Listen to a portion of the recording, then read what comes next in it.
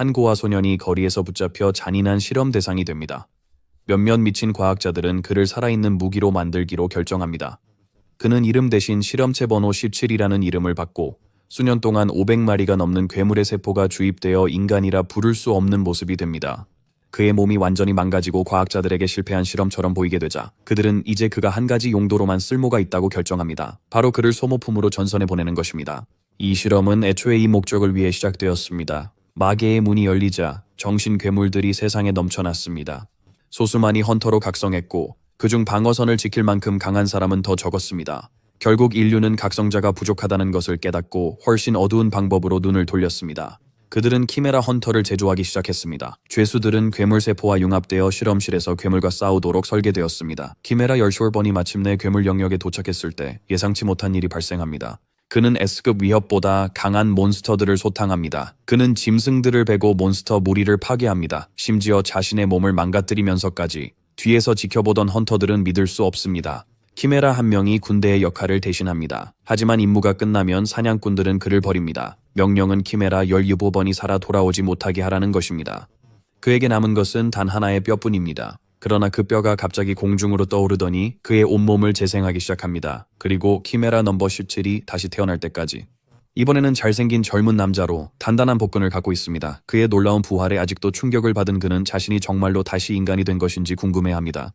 그는 괴물 세포들이 여전히 자신 안에 있어서 완전히 인간은 아닐 거라고 생각합니다. 특히 최상위 포식자들을 위한 패션 라인을 출시하려는 것처럼 날카로운 발톱을 쉽게 구부리는 모습을 보면서요. 아무도 그를 실험실로 데려가지 않았으니 그는 마치 인색한 전 애인에게 버려진 기분입니다. 그러다 팔에 있던 실험실 번호가 없어진 것을 알아차립니다. 그래서 그는 실험실과의 인연을 완전히 끊은 것인지 궁금해합니다. 지옥보다 더 뜨거운 몸을 가지고 있기 때문입니다. 그는 이것이 불사의 몬스터 유형의 특징일 수 있다고 추측합니다. 그들은 핵이 파괴되지 않는 한 최대 3번까지 부활할 수 있는 존재입니다. 하지만 그에게 한 가지 여전히 마음에 걸리는 것이 있다. 과학자들은 인간과 불사의 괴물세포가 결코 융합될 수 없다고 맹세했었는데 지금 그는 완전한 알파 모드로 전성기를 발산하며 조니 브라보를 배경인물처럼 보이게 하고 있다. 아마도 부작용이 사라졌을지도 모른다. 그의 머리가 항상 흐릿하고 정신적으로 묶여 있었던 것처럼 느꼈기 때문이다. 하지만 지금 그는 그 어느 때보다 자유롭다. 그래서 그는 이제 번호 17로 알려진 순종적인 개로서의 삶이 끝났으니 다시 인간답게 살아야 할 때가 아닐까 생각합니다. 그 이름은 그저 무작위로 붙여진 것이었고 그는 자신의 진짜 이름을 기억하려고 하지만 갑자기 그를 정신 이상자의 거친 성격을 가진 사람이라고 부르던 늙은 과학자의 회상에 빠져듭니다. 그럼에도 그 과학자는 그에게 사람들을 도우라고 했습니다. 그때부터 그 노인은 그에게 1000명의 사람들을 구하는데 자신의 삶을 바치라고 요청했지만 그 당시 우리의 소녀는 감성적인 애모시기에 빠져 있어서 대답조차 하지 않았습니다. 현재로 돌아와 그는 그 조언을 쓸모없다고 여기며 빈민가에서 태어난 고아가 다른 사람들을 도와야 한다는 생각을 비웃습니다. 그가 저녁 하늘을 바라보며 마치 조명 예산이라도 있는 듯 반짝이는 복근을 보며 잠시 복수를 생각하지만 그 생각을 흘려보낸다. 어쨌든 복수는 대상이 필요하고 시간이 지나 그의 원한은 이제 실제라기보다는 희미해져가는 가려움 같다. 게다가 지금은 인간 세계로 돌아갈 길도 없다. 언젠가 그들을 만나리라 생각하며 복수는 잠시 미루고 앞으로 나아가기로 한다. 앞을 보며 그의 장엄한 몸을 내려다보니 신성한 빛이 그의 섬세한 부분을 가리고 있다. 그는 이제부터 좋은 인간으로 살기로 결심한다. 그에게서 빼앗긴 시간을 보상하기 위해서다. 그가 걸으며 뭔가 입을 걸 찾아야겠다고 생각하고 옷을 구하러 나선다. 하지만 걷는 중에 이상한 생각이 떠오른다. 마지막으로 뭔가를 입었던 때가 언제인지 기억나지 않는다는 것이다. 그는 어떤 재료가 좋을지 고민하지만 아무것도 생각나지 않는다. 그래서 길 잃은 야만인처럼 주변을 둘러보기로 한다. 곧 그의 눈에 무언가가 들어옵니다. 그는 새 같은 괴물의 시체를 보고 아마도 영역 싸움에서 죽었을 것이라고 추측합니다. 하지만 이를 입증할 상처는 보이지 않습니다. 독 때문이라고 생각하지만 솔직히 그에게는 잘된 일입니다. 상태가 좋아 가죽 벗기기에 완벽하기 때문입니다. 그는 팔을 거대한 칼로 변형하고 버터 나이프를 집듯이 쉽게 변형합니다. 실험실에서 배운 대로 배부터 자르고 팔다리로 이동하는 게 낫다고 생각합니다. 차오는 작업을 시작하지만 열자마자 보라색 가스가 새어나옵니다. 그는 즉시 독임을 알아차리지만 전혀 동요하지 않고 향수처럼 들이마십니다. 그를 짜증나게 하는 건 냄새뿐입니다. 이제 가죽을 씻어야 하니까요. 한참 후 그는 거대한 칠면조 가죽 벗기기를 마치고 처음 치고는 괜찮다고 생각합니다. 그런 다음 그는 가죽을 씻기 위해 강으로 향하지만 꺼내보니 이전에는 부드러웠던 가죽이 딱딱해진 것을 보고 약간 실망한 것처럼 보입니다. 그래서 그는 아마도 괴물의 장난일 거라고 결론짓습니다. 그러다 갑자기 신의 영감처럼 천재적인 아이디어가 떠오르며 그는 가죽을 평평하게 펴고 빗이라도 진 것처럼 두드리기 시작합니다. 주먹질을 하던 중 그는 사람들이 보통 이렇게 가죽을 무두질하는지 궁금해하며 자신의 모든 노력을 망치지 않기를 바란다. 중세식 치료를 좀 하고 나니 가죽이 다시 부드러워져서 그는 자랑스럽게 가죽을 들어 올리고 알몸의 새 시체 뒤로 몸을 숨겨 겸손을 지킨다. 그는 가죽을 조정하기 시작하지만 그 순간 괴물의 머리 위에 불꽃이 피어오릅니다. 새의 눈이 번쩍 뜨이며 누군가가 자신의 피부를 포장지처럼 벗겨내는 광경에 명백히 불안해합니다. 채연은 빠르게 가죽에 구멍을 내고 임시 옷을 입은 후 허리에 덩굴을 묶어 런웨이에 나갈 준비가 된 듯 보입니다. 그렇게 새 모습으로 차려입고 결과에 꽤 만족합니다. 안쪽 부분에 남아있는 독을 발견했지만 청소하기가 너무 번거로워 그냥 두기로 한다. 바로 그 순간 새 괴물이 귀청이 찢어질 듯한 비명을 질러서 차원을 놀라게 한다. 그는 정말로 그것이 죽은 줄 알았다. 그것은 몸부림치며 인간의 말을 이해하는 듯 보였고 이는 채연을 당황하게 했습니다. 그는 그 괴물이 전에 숨을 쉬지 않았기에 불사의 존재일 거라 생각했습니다. 예전 같았으면 그는 그냥 구워버렸을 것이다. 하지만 지금은 그것이 약하고 취약해 보여 그럴 필요 없다고 생각한다. 차오는 미소 지으며 새가 운 좋았다고 말하고 두 번째 삶의 기회를 빌어주며 떠납니다. 걸어가며 그는 운명이 장난치고 싶다면 언젠가 다시 만날 수도 있다고 덧붙입니다. 잠시 후 그는 동굴 안으로 들어가 마치 집을 구경하듯 둘러봅니다. 갑자기 거대한 지네가 튀어나와 그의 바로 앞에 착지하지만 천은 눈 하나 깜빡이지 않습니다. 그 생물이 공격해오지만 그는 이곳의 조명이 집으로 적합한지 더 신경 쓰고 있습니다. 한 번의 깔끔한 공격으로 그는 파리를 잡듯이 지네의 머리를 잘라내고 이 동굴을 목록에서 정신적으로 지워버리며 돌아섭니다. 다음으로 그는 눈 덮인 산악 지역에 있습니다. 그곳에는 예티가 두려움에 얼어붙어 땅에 누워있는데 아마도 차온이 오는 것을 보고 놀랐기 때문입니다. 우리 친구는 서린들과 사라졌지만 그곳도 식량 구하기가 악몽 같아서 거절했어요. 다음에는 숲을 살펴봤는데 버섯 냄새가 너무 심해서 마치 사무실 휴게실에서 생선을 전자레인지에 돌린 것 같았어요. 그래서 그곳도 안 되겠다고 판단했죠. 그는 으스스한 도마뱀 동굴에서 수상하게 아늑한 화산까지 탐험을 계속했지만 마음에 드는 곳이 없었습니다. 마침내 그는 절벽 끝에 도착해 숨이 멎을 듯한 경치를 바라봅니다. 그는 악마의 영역이 이렇게 아름다울 줄 몰랐습니다. 그 지역을 정찰하기로 하고 다른 사람의 척추를 부러뜨릴 만큼 큰 소리를 내며 절벽에서 뛰어내립니다. 천은 물이 맑고 물고기가 많다는 걸 알아챕니다. 괴물 물고기 몇 마리가 물 밖으로 튀어나와 한 입 먹으려 하고 그는 캠핑 여행에서 먹는 식사처럼 하나 구워볼 수 있을지 궁금해합니다. 깊이 생각해보니 이곳은 자연적인 어장과 맑은 공기 그리고 꽃들이 가득하여 완벽한 장소라는 결론을 내립니다. 그래서 그는 여기에 집을 짓기로 결정하고 그 집을 천도운 하우스라고 부르기로 합니다. 한편 악마 영역의 먼 곳에서 공기가 반짝이며 포털이 열리고 무언가가 튀어나와 굉음을 내며 땅에 충돌합니다. 연기 속에서 로봇 같은 형체가 일어나 주위를 둘러보며 이곳이 정말 마계인지 혼잣말로 궁금해합니다. 그는 잠시 이곳의 아름다움을 만끽하며 신선한 공기와 화려한 꽃들이 주는 매력을 충분히 느끼고 결국 이곳이 천도운의 집을 짓기에 완벽한 장소라고 결심하게 됩니다. 처음에 그는 손끝에서 덩굴과 같은 것이 뻗어나와 한 번에 모든 나무를 깔끔하게 베어내면서 그 지역을 정리합니다. 그리고 정리가 끝나자 그는 같은 덩굴을 사용하여 쓰러진 나무들을 모아 주요 건축 자재로 쌌습니다. 모든 것이 순조롭게 진행되는 것 같았을 때 그는 땅이 조금 울퉁불퉁하다는 것을 알아차립니다. 그래서 그는 덩굴을 다시 꺼내 모든 것을 정리하고 남은 나무 그루터기를 제거하여 핀터레스트에 어울릴 오두막을 지을 만큼 깨끗하게 정리합니다.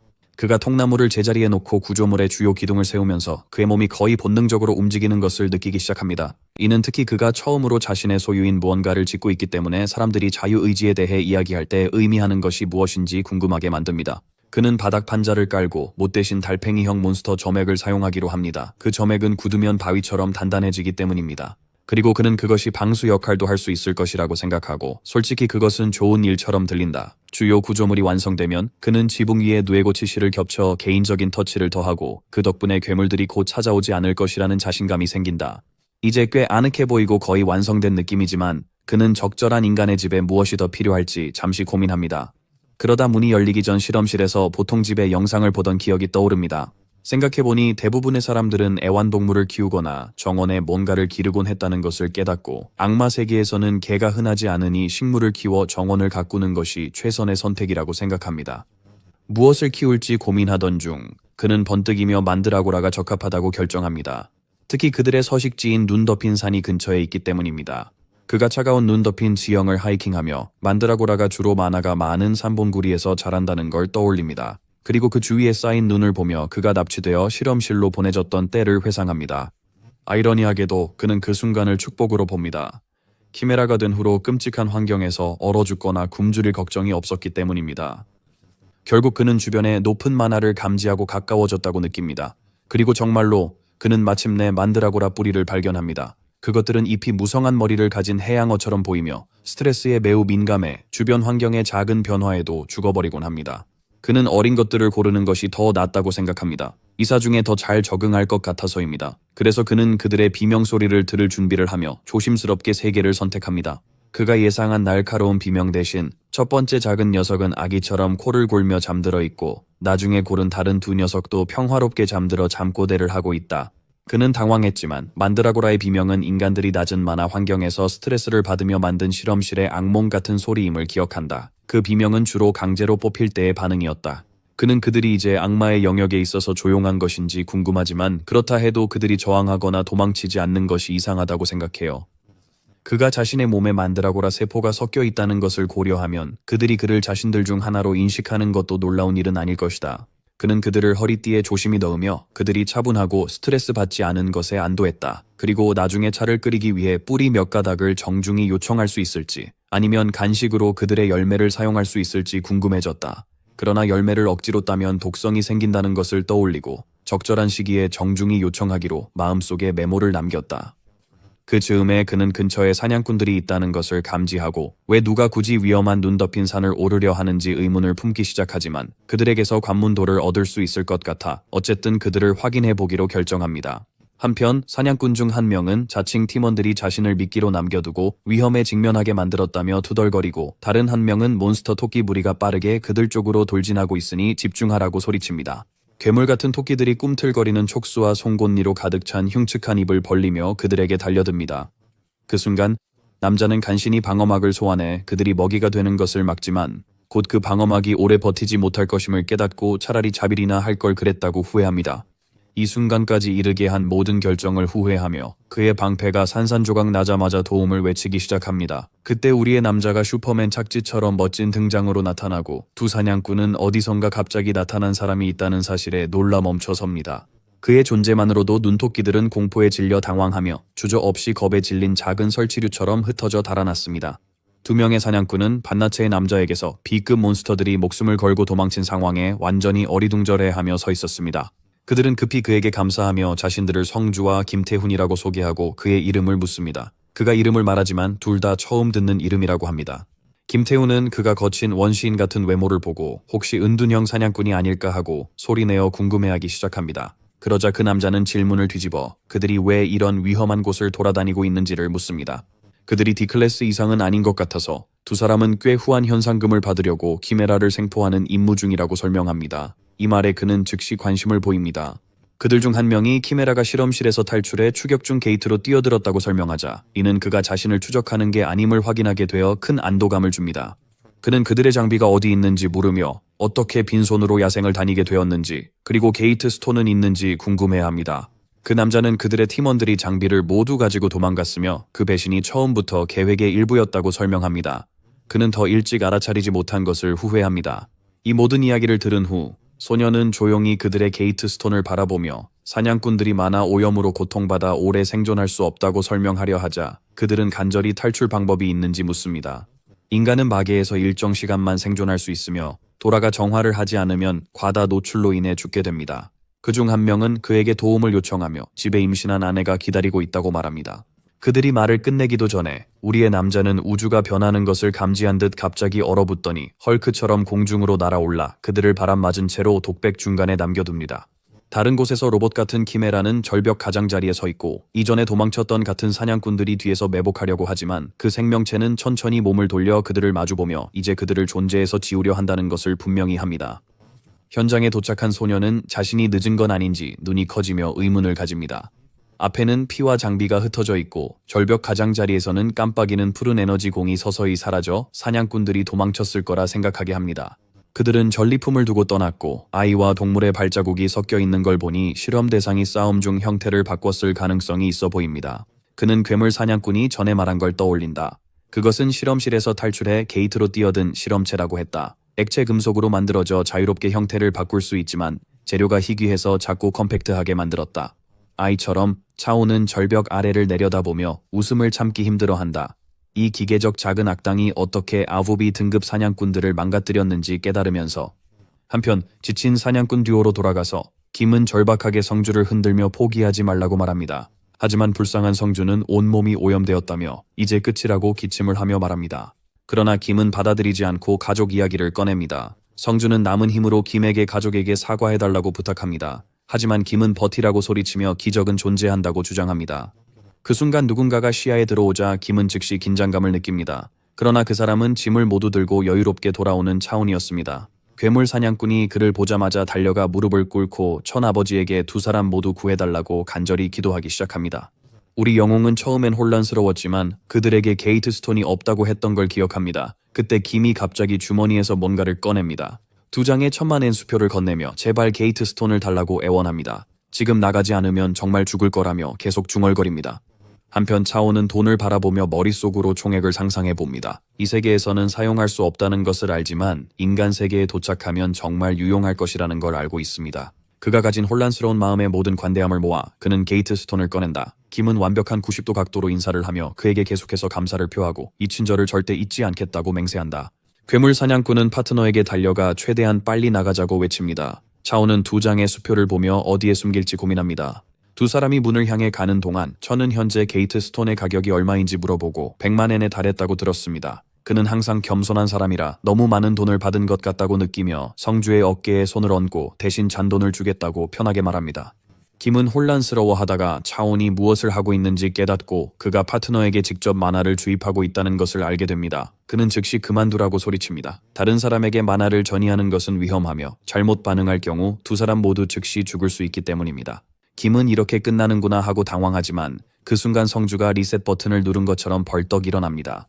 그의 몸 안마력이 정화되자 그는 김을 눈물로 가득 찬 포옹으로 끌어안습니다. 멍하니 서 있는 김은 무슨 일이 일어났는지 이해하려고 애쓰고 있습니다.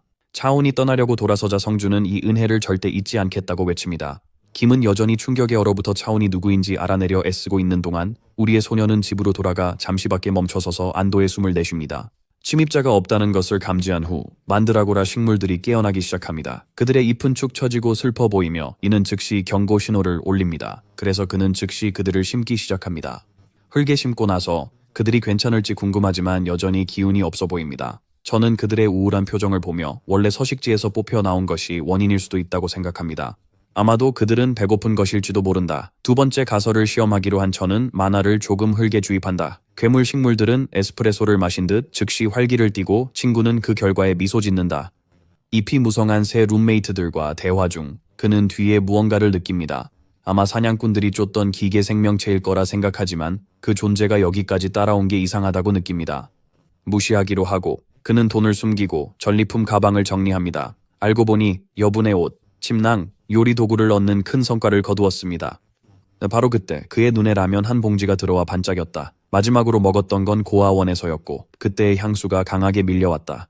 배고프고 들뜬 그는 바로 요리하기로 결심합니다. 레시피를 최대한 따라가며 물을 얻으러 호수로 가지만 적당한 양을 어떻게 측정할지 전혀 모른다는 걸 깨닫습니다. 그가 깊이 생각하기 전에 날카로운 이빨에 호수 물고기들이 갑자기 뛰어올라 한입 베어물려는 듯 보였다. 사람들이 라면에 맛을 더하려고 이것저것 넣는다는 걸 기억하며 그는 손가락을 준비하고 불쌍한 물고기 하나의 비늘을 튕겼다. 다음으로 그는 계란과 아마도 양파 같은 재료를 찾아 돌아다닙니다. 그러다가 이상한 캡슐 모양의 계란을 발견하고 몇 개 집어듭니다. 실제로 파가 없어서 신선한 나무잎으로 대신하기로 합니다. 대충 비슷하다고 생각하며 그는 모든 것을 냄비에 넣고 준비가 충분하다고 결정합니다. 그때 작은 로봇이 배를 움켜잡고 배고픈 듯한 모습으로 요리 냄비를 바라보며 나타납니다. 한편 천은 불을 붙이고 지침서에 생선을 언제 넣으라는 말이 없다는 걸 알아차리고 그냥 모든 재료를 함께 끓이기로 합니다. 냄새가 냄비에서 피어오르자 괴물 식물들은 즉시 역겨워하며 헛구역질을 시작하고 저는 조용히 라면이 항상 이런 냄새였나 궁금해합니다. 음식 냄새가 기계 생물에게 퍼지자 그 생물은 음식의 순수한 향기에 취해 흔들립니다. 먹고 싶다는 생각에 조금 더 가까이 다가가다가 갑자기 강아지로 변합니다.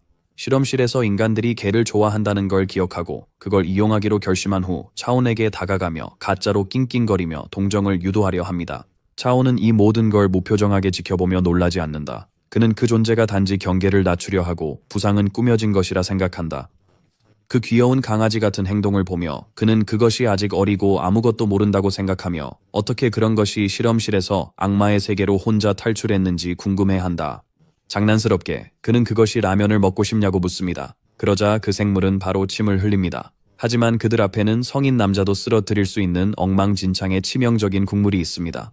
그래도 둘 다 위험을 감수하기로 합니다. 한 입을 먹는 순간 강아지는 맛을 처리하려고 멈춥니다. 하지만 저는 반면에 고아원에서 먹었던 전골의 기억이 떠오르며 미소를 지으며 그때와 똑같은 맛이라고 주장합니다. 우리의 영웅은 그 맛이 실제로는 끔찍함에도 불구하고 그 기억이 너무 강렬해서 맛있다고 선언합니다. 한편 불쌍한 맨드라고라는 독한 냄새 때문에 곧 다음 생으로 떠날 지경입니다. 식사를 마친 후 차는 개에게 이제 청소할 시간이니 가도 된다고 말합니다. 기계 강아지가 절뚝거리며 떠나자 차오는 이전에는 다른 다리를 절었었다고 무심코 지적합니다. 로봇은 급히 원래 발로 절뚝거리며 돌아가고 차오는 웃음을 참느라 애쓴다. 설거지를 마친 후 그는 세탁을 하러 가서 옛날 사람들이 하던 것처럼 막대기로 꽃가루가 묻은 옷을 두드린다. 꽃가루를 특별히 좋아하지는 않지만 그는 마치 원시인처럼 가죽 옷만 입고 살 수는 없다고 생각합니다. 그는 천을 찢지 않으려고 조심스럽게 두드리려고 하지만 한 번의 휘두름으로 바위가 부서지고 옷도 함께 망가져 버립니다. 잠시 어색한 침묵 후 그는 한숨 쉬며 마지막 옷을 집어듭니다. 그때 로봇 생명체가 여전히 근처에 머물며 멀리서 그를 관찰하고 있음을 알아차립니다. 이전에는 바위로 변장했고 그 전에 그는 설거지를 할 때 물고기로 변장했으며 그 전에는 꽃을 돌볼 때 나무로 변장했었습니다. 그는 그 생명체가 계속 자신을 따라다니며 조용히 형태를 바꾸고 직접 다가오지 않았음을 깨닫습니다. 그러다 벌이 그 생명체의 코에 앉자 그것은 깜짝 놀라며 벌을 싫어한다고 외칩니다. 행동을 보니 그는 그 생물이 5살 이하일 거라 추측합니다. 그것의 말투는 기계적이고 어색한데 이는 인공적으로 기억이 심어진 어린 키메라에게서 자주 보이는 특징입니다. 그것을 무시하고 그는 목소리를 가다듬어 생명체가 자신을 인식하게 하며 개나리 꽃이 얼마나 아름다운지 언급한다. 그러면서 그는 빨래를 마치고 그 일이 생각보다 힘들었다고 중얼거린다. 불행히도 그는 옷이 자신에게 너무 작다는 것을 깨닫고 그동안 들인 노력이 아깝게 느껴진다. 그는 세탁물을 실크실에 걸고 만드라고라들을 확인하기로 한다. 그 생물은 순간을 포착하여 그가 막 세탁한 셔츠를 잡아 입고 그와 닮고 싶어 합니다. 셔츠를 자신의 것이라고 선언한 후 작은 인간소녀로 변신합니다. 그는 만드라고라 아이들이 흙 속에서 힘들어하는 걸 발견합니다. 잎은 시들고 뿌리는 말라가고 있는데 이미 잡초를 다 제거했기에 이상합니다. 궁금해하며 그는 주변을 파헤쳐 보았고 흙이 여전히 벌레와 잔해로 가득 차 있어서 식물이 제대로 자라기 어렵다는 것을 발견했습니다. 그는 처음부터 흙을 갈아엎었어야 했다는 것을 깨닫고 이 실수가 만드라고라 아이들을 위험에 빠뜨렸을지도 모른다고 생각합니다. 그는 모든 것을 바로잡고 싶어 집 크기만 한 정원을 준비하기 시작합니다. 그때 기계 소녀가 그의 앞에 나타나 인사를 건넵니다. 그는 그녀의 말을 듣고 조금 놀랐어요. 그녀가 그 집이 그의 것인지 묻자 그는 그렇다고 답합니다. 그러자 그녀는 그가 악마의 영역 출신이라고 결론 내립니다. 그녀를 조금 놀리기로 결심하고 그는 장난스럽게 그녀가 어떤 부족 출신인지 묻습니다. 그 질문에 그녀는 당황하지만 폭포 너머 아주 먼 곳에서 왔다고 속이며 그가 찾을 수 없는 곳이라고 주장합니다. 그는 그녀에게 농담으로 코코넛 부족 출신이냐고 묻습니다. 그녀는 망설임 없이 자랑스럽게 고개를 끄덕이며 그것이 당연한 일인 듯 보입니다. 그가 그녀에게 셔츠에 대해 묻자 그녀는 부족에서는 발견한 것이 그 사람의 소유가 된다고 설명합니다. 그는 그녀의 논리가 재미있어 셔츠를 가지라고 하며 왜 여기까지 왔는지 묻습니다. 그녀는 자신이 부족에서 쫓겨났다고 대답하며 부끄럽게 그와 함께 여기 머물 수 있는지 물어봅니다. 여기에는 벌레도 없고 실제 집도 있어서 전반적으로 안전해 보인다고 설명합니다. 그녀가 강아지 눈빛 연습하듯 긴장하며 손가락을 꼼지락거리는 동안 그는 그녀가 단지 평화로운 휴식처를 찾고 있음을 깨닫고 그녀가 집안일을 돕는다는 조건으로 동의한다. 그녀의 눈이 반짝이며 무엇을 해야 하냐고 묻습니다. 어떤 임무든 준비가 되어 있습니다. 그는 만드라고라들이 집을 가질 수 있게 채소밭을 준비하라고 합니다.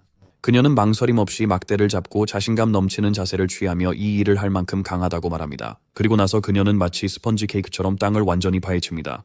그녀가 땅을 쉽게 파헤치는 모습을 보며 그는 그녀가 평범한 척을 정말 못하거나 그냥 보통 아이들이 어떻게 행동하는지 전혀 모르는 것 같다고 생각한다. 그는 마침내 자신을 소개하고 그녀의 이름을 묻습니다. 그녀는 이름이 없어서 당황한 듯 잠시 멈춥니다. 그리고 이전에 본 꽃에서 영감을 받아 자신의 이름이 김날이라고 선언합니다. 그는 그녀가 개나리에서 이름을 따온 걸 알았지만 그녀는 이제 그 이름에 전념하며 진지한 표정으로 반복한다. 곧 밭이 준비되고 천은 심지어 그 주위에 깔끔한 작은 돌담을 세운다. 만드라고라 뿌리가 기뻐 보여 그는 이 일을 더 일찍 했어야 했다고 생각합니다. 그런데 갑자기 김이 조용해집니다. 그는 분위기가 바뀐 걸 알아차리고 왜 우는지 묻습니다. 그녀는 눈물을 닦으며 만드라고라가 친구들을 떠올리게 한다고 말해요. 이는 그를 잠시 멈추게 하고 실험실에서도 우정 같은 것이 있을지 궁금하게 만듭니다. 그가 더 묻기 전에 날카롭고 높은 비명이 숲을 가로지른다. 그는 그녀에게 그것이 단지 괴물들이 서로 사냥하는 소리일 뿐이라고 설명한다. 이런 곳에서 배경음악이라니 정말인가? 그러나 김은 걱정스러운 표정으로 몸을 웅크리고 그에게 그녀가 그의 장소를 찾기 전에 작은 병아리를 봤다고 말하며 그 병아리가 위험할지도 모른다고 두려워합니다. 차오는 고개를 끄덕이고 그녀는 그 병아리가 이미 물린 것 같다고 덧붙입니다. 그는 그녀에게 아마도 곧 먹힐 거라고 솔직히 말해요. 그녀가 떨고 있는 걸 보며 그는 그녀가 구하고 싶어 하지만 못하고 있다는 걸 짐작해요. 그녀는 괴물을 구할 수 없다고 중얼거리고 그는 세뇌가 여전히 그녀를 정신적으로 가둬서 선택을 못하게 한다는 걸 깨닫습니다. 그녀에게 무엇을 하라고 말하는 대신 그는 조심스럽게 제안했다. 병가리가 살아남을 수도 있으니 돌아가 보는 게 어떻겠냐고. 그 말에 그녀는 벌떡 일어나 달려가기 시작했다. 한편 숲속에서는 말벌 같은 괴물들이 두 줄의 무시무시한 옆 이빨을 드러내며 부상당한 병아리를 공격 중입니다. 그중 하나가 마무리하려는 순간 김이 카페인에 취한 토네이도처럼 뛰어들어와 그들의 머리 중 하나를 날려버리며 무슨 일이 있어도 병아리를 구하겠다고 합니다. 싸움 중 그녀는 실험실에서의 시간을 떠올립니다. 다른 키메라 아이들은 그녀가 순위 전투 시험에서 늘 1등인 것을 원망했습니다. 그것은 다른 아이들이 가장 무섭고 실패 확률이 높은 실험에 참여할 기회를 얻었다는 뜻이었습니다. 그들은 그녀의 봉제 인형을 빼앗고 그녀를 바닥에 밀치며 자신들이 한 번쯤은 이기게 해줘야 한다고 말했습니다. 그들은 그녀가 차라리 없었으면 좋겠다고 말하며 계속 발로 찼습니다. 그녀는 시키는 대로 했을 뿐인데 그 말을 이해할 수 없었습니다. 이제 괴물들을 마주하고 그녀는 멈추라고 소리칩니다. 그녀는 약한 사람에게 집단으로 덤비는 것은 잘못된 일이라고 외치고 주먹을 휘둘러 마지막 말벌을 다른 차원으로 날려버립니다. 집으로 돌아와서 천은 만드라고라 뿌리에 만화를 주면서 아마도 조용한 식물 아빠처럼 느끼고 있을 때 김이 다시 나타납니다. 그녀는 병아리를 품에 안고 도움을 외치며 그를 향해 달려오고 있습니다. 그는 그것이 깨어날까봐 겁이 나서 그녀에게 진정하고 숨을 고르라고 합니다. 자세히 보니 그 작은 털뭉치가 뭔가 익숙하게 느껴집니다. 김은 불쌍한 털뭉치가 죽어가는지 걱정하며 계속 울고 있지만 천은 침착하게 더 자세히 살펴보겠다고 말합니다. 그는 손을 내밀어 작은 털뭉치에 약간의 만화를 주입하고 상처가 치명적이지 않다는 것을 깨닫고 안도합니다. 모든 괴물의 마법은 고유한 역사를 지니고 있습니다. 이 괴물이 작아지고 색이 변했지만 천은 즉시 이것이 예전에 가죽을 벗긴 같은 생물임을 알아차립니다. 그러자 그는 셜록처럼 포즈를 취하며 왜 그렇게 줄어들었는지 알아내려 합니다. 김은 계속해서 그것이 죽을지 물어보지만 차오는 그것이 단지 영양실조 상태일 뿐이고 굶주림 때문에 쪼그라든 것이라고 그녀를 안심시킵니다. 그는 이미 그것에게 만화를 조금 주었다고 말하며 그냥 놔두면 스스로 회복될 것이라고 합니다. 하지만 김은 갑자기 트라우마 회상에 빠져들며 그녀의 마음은 그 실험실과 찢어진 인형으로 돌아갑니다. 그녀는 떨리는 목소리로 그것을 그냥 둘 수 없다고 말합니다. 슬픈 팬케이크처럼 계속 쓰러지고 있기 때문입니다. 그녀는 그것을 꼭 안고 강아지 같은 눈빛으로 자신이 잘 돌볼 테니 키울 수 있냐고 묻습니다. 채요는 미소 지으며 너무 커지면 감당하기 힘들 수 있다고 경고하지만 그녀는 조금만 먹일 거라고 답합니다. 그녀의 귀여운 공격에 그는 결국 굴복하고 그녀의 눈은 마치 7월 4일처럼 빛나며 그는 그것이 그들의 경비견 아니면 경비새로 일할 수 있을 거라고 농담합니다. 바로 그때 털뭉치가 눈을 뜨고 완전히 혼란스러운 상태로 주위를 둘러보더니 결국 천을 알아보고 낮고 위협적인 소리를 냅니다. 김은 그 소리에 놀라 그것을 들어 올리며 드디어 말을 한다고 외칩니다. 새는 주위를 둘러보며 자신이 어떤 상황에 처했는지 궁금해합니다. 그녀가 그것을 다시 앉아 그것은 무력하게 버둥거리고 천은 어색하게 서서 이 상황을 어떻게 해야 할지 몰라 합니다. 털뭉치는 다시 소리를 지르며 놓아달라고 하고 차는 그것을 이해할 수 있다는 사실에 놀랍니다. 잠시 후 김은 그것을 미라처럼 감싸고 치료가 끝났다고 자랑스럽게 말하며 이미 이름을 지었다고 합니다. 새가 계속 몸부림치는 동안 그녀는 비둘기처럼 행동해서 쿨하고 부를 것이라고 설명합니다. 이 장면을 본 차는 조금 웃기다고 생각합니다. 화난 새는 김이 그런 터무니없는 이름을 지었다고 화를 내지만 그녀는 전혀 이해하지 못합니다. 그래서 새가 목마른 것 같다며 머리에 물 한 양동이를 부어버립니다. 그녀는 당황해 잠시 멈추고 왜 새가 부풀어 올랐는지 천에게 묻습니다. 그는 이제 수분 공급은 충분하다고 하자 그녀는 대신 먹이를 가져오려고 급히 달려갑니다. 그동안 차오는 그들의 물건이 쌓이고 있어서 이제 제대로 된 수납장을 만들어야겠다고 생각하지만 나무를 자르려 하자 마치 싸구려 종이처럼 갈라져 버립니다. 그는 같은 방식으로 테이블과 의자를 잘 만들었기에 혼란스러워합니다. 손뭉치는 그의 말도 안 되는 행동에 질린 듯 그건 부드러운 나무라서 당연히 안 된다고 지적합니다. 천은 나무 종류가 중요하다는 것을 깨닫고 어떤 색의 나무가 가장 강한지 묻습니다. 새는 즉시 빨간 나무라고 대답하지만 중간에 멈추며 자신이 이해되었다는 현실이 닥쳐옵니다. 그 생명체는 놀라 채연을 바라보며 그가 자신을 들었는지 궁금해하며 눈을 맞춘다. 그것은 비틀거리며 일어서서 채연의 마음을 읽으려 하지만 아무 일도 일어나지 않는다. 텔레파시가 실패하자 천은 순진한 표정으로 주위를 둘러보며 빨간 나무가 안 보인다고 말합니다. 그는 그것들이 다른 지역에서 자라는지 궁금해하고 새는 자신의 정신력이 차단되었음을 깨닫고 당황합니다. 결국 그것은 연기를 멈추고 차온에게 들을 수 있는지 솔직히 묻습니다. 차온은 그것이 실제로 듣는 것이 아니라 단어들이 그의 머릿속에 나타나는 것이라고 설명합니다. 그러자 그는 괴물이 어떻게 인간의 언어를 이해할 수 있는지 궁금해하며 반문합니다. 그는 그 새가 모든 역경을 딛고 태어난 정말 희귀한 지능형 괴물일 것이라고 생각하지만 이렇게 가까이서 보는 건 처음입니다. 차오는 전에 본 새가 맞냐고 묻습니다. 털뭉치는 맞다고 하며 그를 다시 보고 싶어 돌아왔다고 합니다. 천이 그 생명을 구해준 덕분에 새는 다시 만나면 은혜를 갚고 싶어 했습니다. 시간을 낭비하지 않고 천은 지금 도와달라고 요청합니다. 그 말에 새는 당황했지만 한숨을 쉬고 숨을 고른 뒤 그를 빨간 나무들로 안내하기로 합니다. 한편 멀지 않은 곳에서 김은 불덩이를 피하며 마치 목숨이 걸린 것처럼 달리고 있으며 공격하는 사람에게 물러나라고 소리치고 있다. 그녀의 얼굴에 눈물이 흐르고 너무 뜨겁다고 외치자 갑자기 폭발이 일어나 그녀를 얼굴부터 흙 속으로 날려버립니다. 그녀는 실험실이 자신을 찾아냈다고 생각하며 거의 패닉 상태에 빠져 정신이 멈출 지경에 이릅니다. 그때 불 속에서 누군가가 나오는데 마치 3류 애니메이션의 한 장면처럼 긴 머리가 극적으로 흩날리고 있다. 엑스트라, 추적기를 보며 그녀가 찾던 기계 생명체임을 확인한다. 또 다른 공격을 준비하며 목숨이 위태롭다고 중얼거린 후 김에게 불덩이를 던진다. 김은 패배감에 그저 바라본다. 그러나 닿기 전에 우리의 영웅은 고전적인 차드의 움직임으로 그녀 앞에 서서 파리를 쫓듯이 공격을 쉽게 무력화합니다. 쿠는 그에게 나무 방향은 기다려도 된다며 지금은 소녀가 우선이라고 말합니다. 차오는 김이 불을 두려워하고 불안정해 보인다는 걸 알아차립니다. 그는 먼저 불을 끄기로 하고 털뭉치도 동의하며 아이를 공격하는 건 쓰레기 같은 짓이라고 말합니다.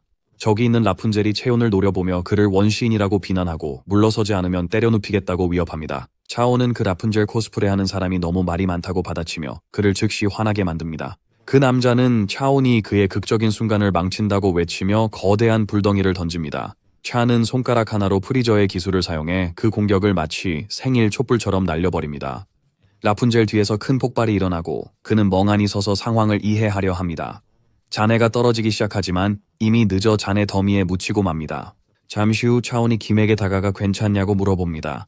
김은 눈물을 닦으며 불을 꺼줘서 고맙다고 말합니다. 그러자 차온은 다음번에 무서울 때는 그 두려움을 직접 때리라고 충고합니다. 그가 라푼젤 쪽으로 걸어가며 머리카락을 잡고 격려하다가 갑자기 멈췄습니다. 그는 손에 든 가발을 조용히 바라보며 그 아래 사람이 완전히 반짝이는 대머리 증후군을 앓고 있음을 깨닫습니다. 김은 대머리를 보고 웃으며 그 남자가 더 이상 무섭지 않다고 말합니다. 소녀는 그녀를 힐끗 보며 어떻게 그렇게 고통스럽게 그 사람에게 휘둘렸는지 궁금해합니다. 피닉스 손뭉치가 나서서 그의 정신공명 능력을 사용하여 김이 겪었던 모든 것을 보여주기로 결정합니다. 이 능력은 누군가의 기억 속으로 뛰어들어 그것을 다른 사람과 공유할 수 있는 힘입니다.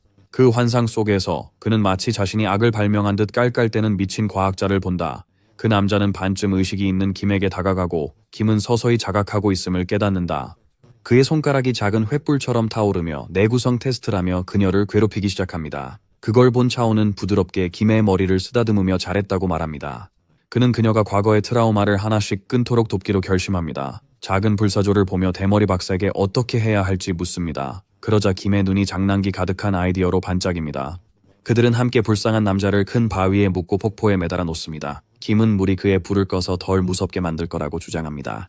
그 남자가 깨어났을 때 그는 혼란스러워 보였고 이것이 자신이 원했던 것이 아님을 깨달았습니다. 김은 팔짱을 끼고 재미로 그를 나쁜 대머리 남자라고 불렀습니다. 소녀는 한숨을 쉬며 그녀에게 외모로 판단하지 말라고 하지만 그녀는 냄비를 무기처럼 들고 그를 노려봅니다. 그가 뭐하냐고 묻자 차는 라면 위에 물을 길러 간다고 합니다. 김은 차온의 생선 라면이 최애 음식이라 금세 기뻐합니다. 그는 그녀에게 코코넛 부족도 생선 라면을 먹는지 놀리듯 묻습니다. 그녀는 잠시 멈추고 코코넛 부족이 생선 라면을 정말 사랑한다고 자랑스럽게 말합니다. 한편 대머리 남자는 조용히 자신의 상황을 평가하며 자신을 잡은 사람이 최소한 A급 사냥꾼일지도 모른다고 생각합니다. 그는 차온이 그 이상의 힘을 숨기고 있을지도 모른다고 생각합니다. 그룹이 라면 재료를 모으는 동안 대머리 남자는 멍하니 그들을 바라보며 폭포에 사람을 매달아 놓고 그 옆에서 라면을 먹는 것이 조금 과격하다고 생각한다. 김은 작은 바다 괴물처럼 물에서 나와 팔에 물고기 괴물 3마리를 안고 있습니다. 우리의 영웅은 그녀의 수확물을 보고 2마리는 돌려보내고 하나만 남기라고 합니다. 여기서는 해산물 시장을 운영하는 게 아니라고 하면서요. 대머리 남자는 옆에서 반쯤은 경악하고 반쯤은 혼란스러워하며 저 물고기 괴물을 라면에 넣으면 라면이 바닷물 맛이 날까 궁금해한다. 그는 그들이 냄비에 너무 많은 물을 부은 것을 보고 이 사람들이 라면이 무엇인지 알고나 있는지 의심하기 시작합니다. 요리의 혼란이 시작되기 전에 그는 그들에게 멈추라고 소리치고 자신을 빨리 풀어주면 요리를 맡겠다고 약속합니다. 대머리 남자는 임시 목자의 테이블에 서서 요리쇼에 나온 것처럼 상상 속 무대 조명이 그를 비추는 듯한 극적인 모습을 하고 있다. 그는 라면이 간단하다고 생각할 수도 있지만 이 한 그릇에 그의 인생이 달려있다고 중얼거린다. 그는 굶주린 눈빛으로 자신을 바라보는 사람들을 보며 라면을 순수한 음식이라 부르고 가장 클래식한 조리법에 의지하기로 결심합니다. 주로 다른 조리법을 잘 모르기 때문입니다. 그는 순전히 직감에 따라 물을 3사람분으로 맞추어 붓고 물이 끓으면 면과 스프를 넣습니다. 그는 머릿속으로 약 4분 30초가 걸릴 것이라고 계산합니다. 시계가 없기 때문에 그는 심장 박동을 이용해 초를 세기 시작합니다. 약 200번의 박동이 지나갔다고 생각한 후 그는 면을 들어 올려 완벽한 쫄깃한 식감을 위해 공기에 맞닿게 합니다. 그가 요리를 마치고 나서 김치는 없지만 이 정도면 괜찮다고 한숨을 쉰다. 그는 자랑스럽게 라면을 내놓고 그들은 놀란 표정을 짓다가 바로 먹기 시작한다. 첫 입을 먹자마자 그들은 맛의 천국에 도달했습니다. 김은 음식이 이렇게 맛있을 수 있다는 사실에 배신감을 느끼는 듯한 표정을 지었습니다. 저는 임무를 수행하듯 자신의 몫을 집중해서 먹었습니다.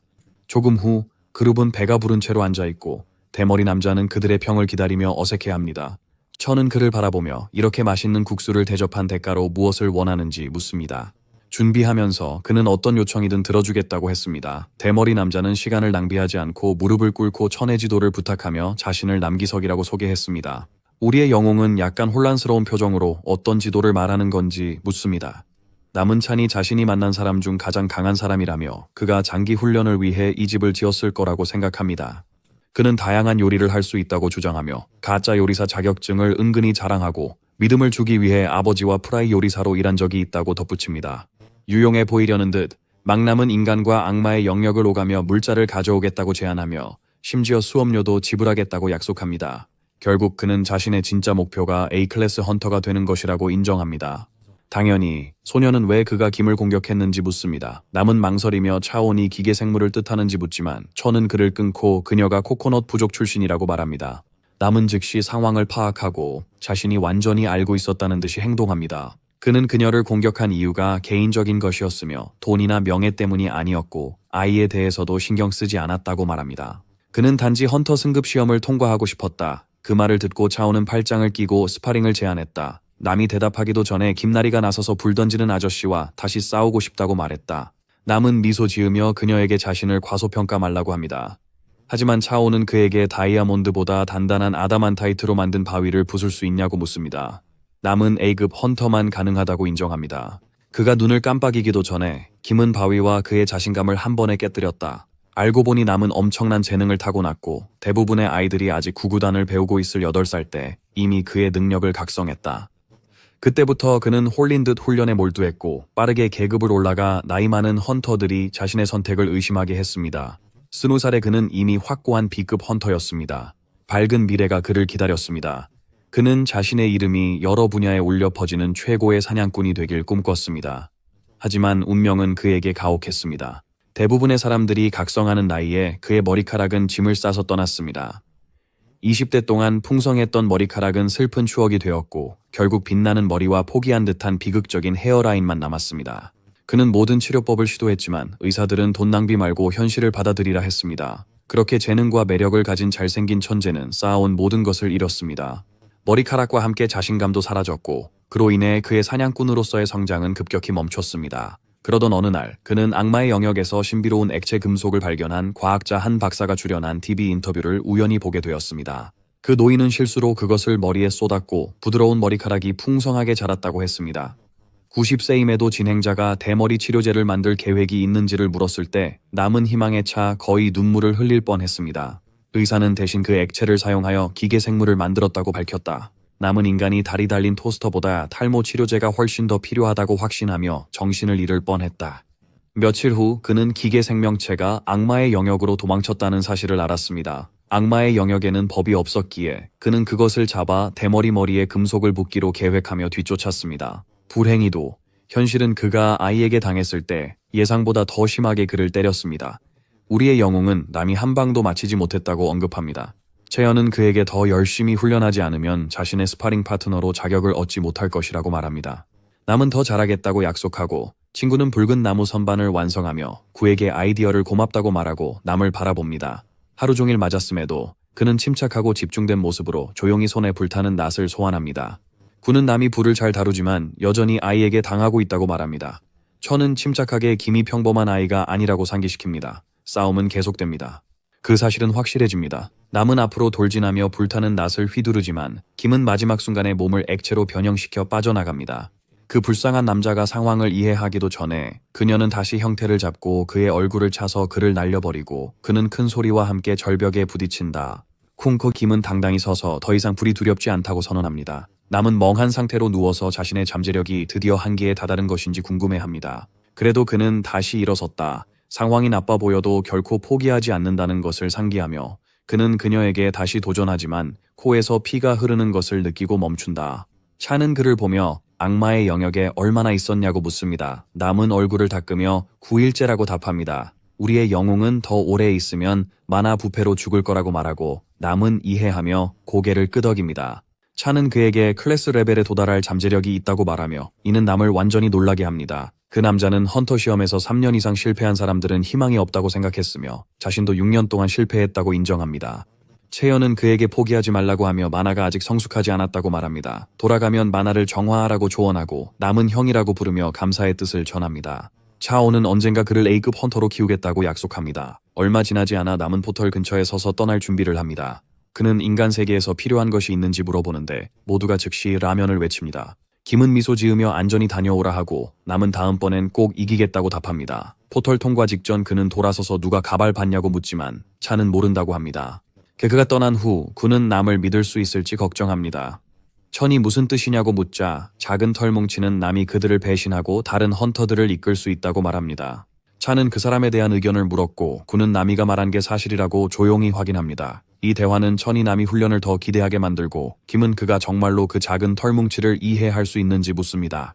그는 고개를 끄덕이며 새의 조언에 따라 수납 선반을 만들었다고 무심히 말합니다. 방이 깔끔해 보이는지 묻자 김은 너무 어두워서 잘 모르겠다고 답합니다. 차오는 눈치채고 창문을 더 추가해 햇빛이 들어오게 합니다. 김은 밝아진 모습이 마음에 드는 듯 미소 짓고 이는 소년이 밤에도 방을 어떻게 밝게 유지할지 궁금하게 만듭니다. 김이 불빛을 어떻게 마련할지 묻자 채연은 자연스럽게 빛나는 글로우스톤이 필요하다고 답합니다. 그는 이를 천장에 걸어 부드러운 밤하늘처럼 방을 밝히려 합니다. 군은 긴장해서 땀을 흘리며 차니 그 발광석을 어디서 구할 계획인지 묻습니다. 차는 화산 지역을 방문해야 한다고 대답합니다.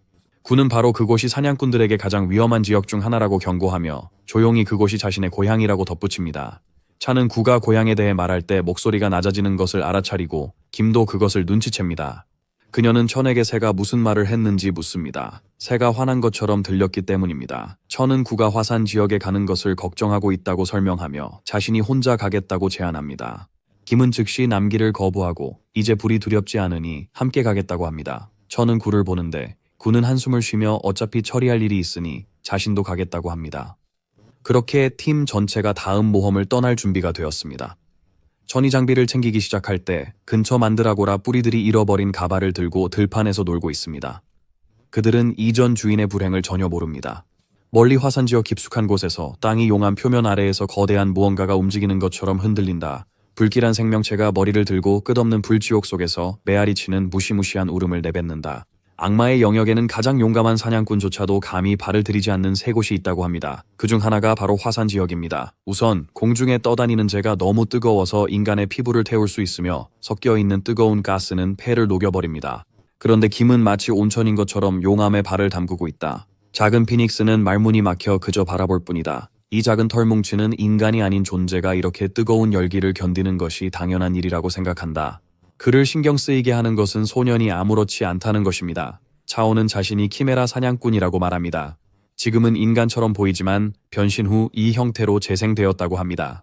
그러자 그는 불사조에게 같이 가도 되냐고 묻고 작은 손뭉치 같은 존재는 혼자 있는 것보단 낫다고 말합니다. 둘이 깊은 이야기를 나누는 걸 보며 김은 그 대화에 끼고 싶어 합니다. 그는 그녀가 예전에 그의 과거를 물어봤던 것을 떠올린다. 그녀는 웃으며 이제는 그럴 필요 없다고 말한다.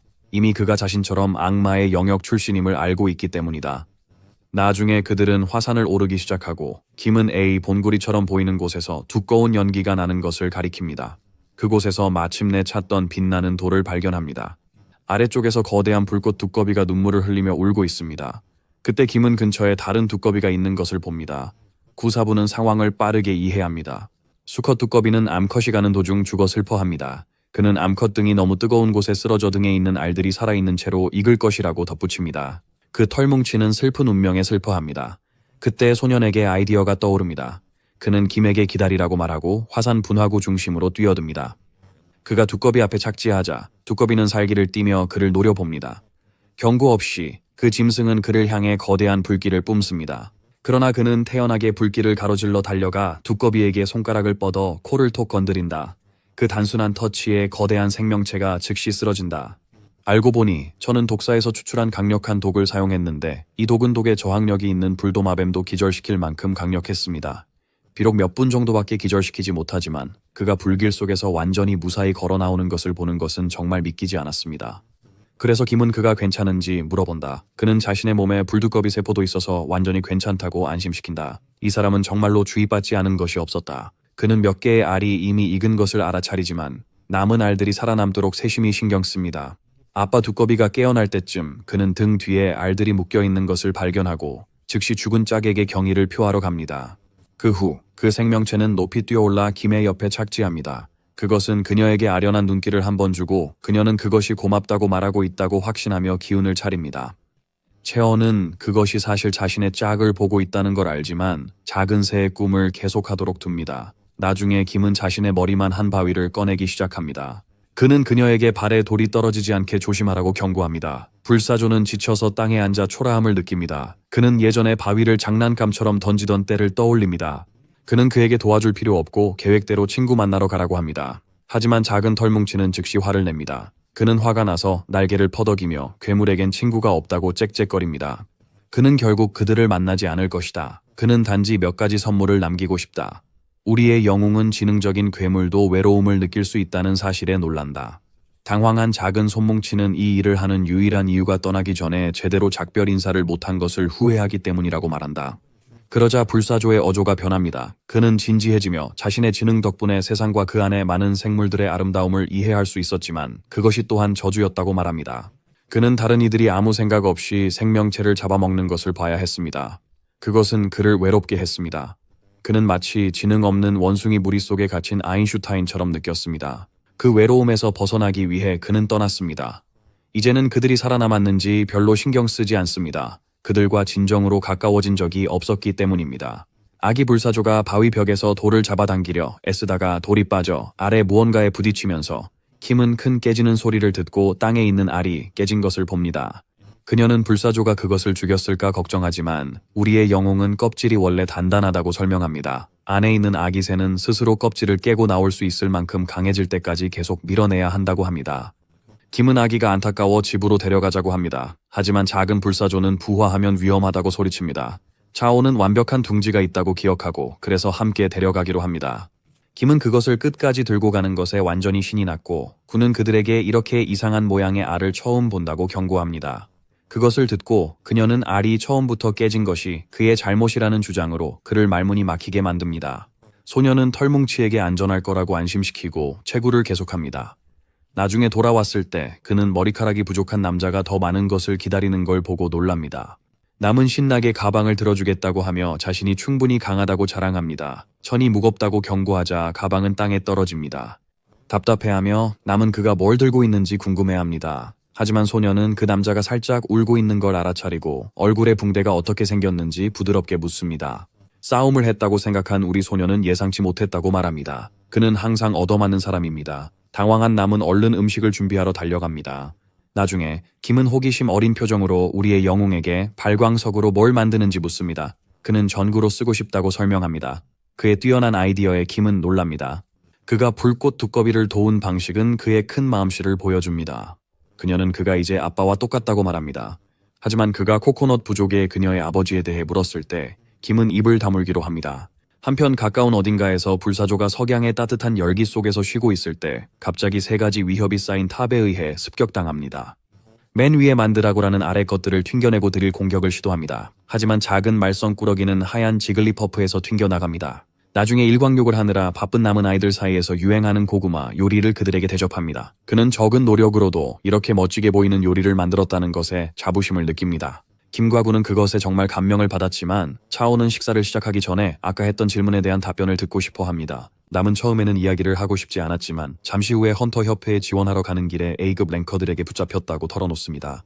하지만 그들은 그에게 같은 산소를 마시며 아우라를 소모하지 말라고 했습니다. 그것이 그를 화나게 했고 그는 그들과 싸웠고 나머지는 역사입니다. 남은 그들이 자존심이 머리카락처럼 빠르게 떨어졌냐고 물었을 때 화가 났다고 인정합니다. 그러자 찬이 다음 시험이 언제인지 묻습니다. 친구는 60일 후에 올 거라고 대답합니다. 그 말을 듣고 그는 남에게 개인 코칭을 제안하고 대머리 남자는 기뻐합니다. 하지만 첫 번째 일이 김으로부터 설거지를 넘겨받는 것이라는 말을 듣자 그의 열정은 식습니다. 다음으로 그는 반짝이는 돌에서 화산재를 씻어내야 했고 그로 인해 불쌍한 남자는 놀랐습니다. 그는 특별 훈련에 대해 물어보지만 친구는 평생 B급 패배자로 살고 싶지 않다면 하라고 냉정하게 말합니다. 그는 김과 낚시를 떠나고 남들이 믿는 것과 달리 노력과 인내로 현재 위치에 오른 사람으로서 스스로 열심히 일하도록 합니다.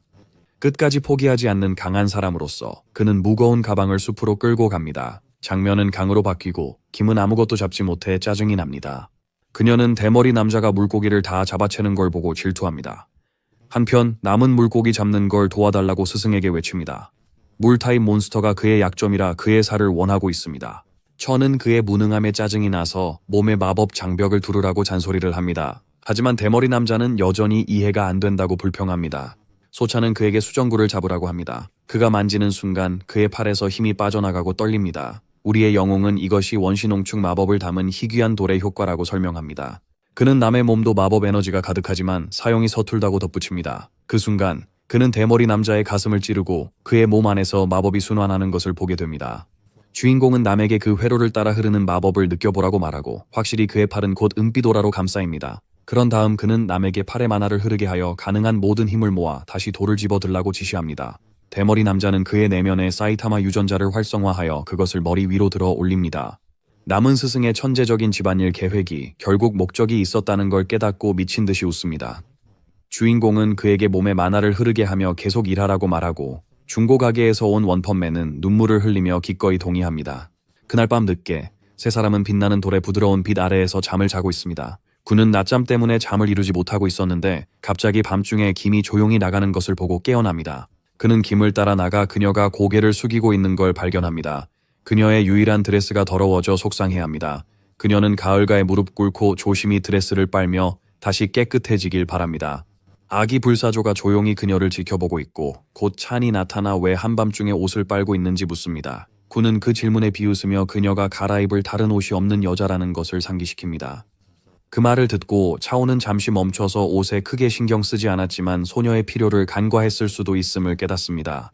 김은 세탁을 마치고 자랑스럽게 물에서 나왔지만 구와 차온이 그곳에 서 있었습니다. 그녀를 놀라게 하고 싶지 않아서 천은 밤 공기가 좋다고 무심코 말하며 손뭉치와 산책 중이라고 합니다. 그는 그녀에게도 산책 중인지 묻자 그녀는 수줍게 고개를 끄덕입니다. 차오는 그녀에게 잠시 멈추라 부탁한 뒤 허리에 밧줄 벨트를 묶고 꽃 몇 송이를 꽂아줍니다. 김의 눈이 즉시 밝아지며 그에게 잘 어울린다고 말합니다. 저는 웃으며 개나리가 제일 좋아하는 꽃이라고 말해요. 갑작스러운 덤불 속 바스락거림에 김이 움찔하지만 저는 그녀에게 그저 강철 메뚜기일 뿐이라며 안심시킵니다.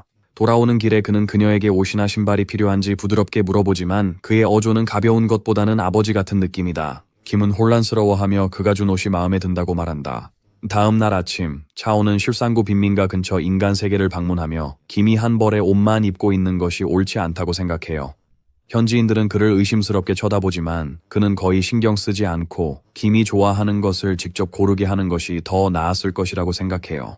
그러다 그녀가 겪은 일들 때문에 인간 세계를 마주하기에는 너무 힘들지 않을까 하는 생각이 들었다.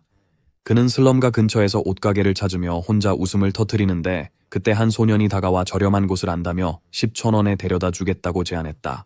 천은 잔돈을 바꾼 후에 지불할 수 있다고 대답하자 소년은 그가 다른 세계에서 강도당한 또 다른 빈털터리 초보자라고 생각합니다. 소년은 천에게 옷값은 있냐고 물으며 보통은 먼저 돈을 받지만 이번에는 예외로 하겠다고 말하며 따라오라고 합니다. 천은 아이가 자기 이름을 봉수라고 소개하자 미소를 지으며 자신의 이름도 알려주었다. 하지만 봉수는 그저 웃으며 그를 형님이라고 부르겠다고 말했다. 그들이 걸어가며 천은 빈민가가 수년간 얼마나 변했는지 조용히 본다. 하지만 더 생각하기 전에 봉수가 최근에 각성했는지 묻는다.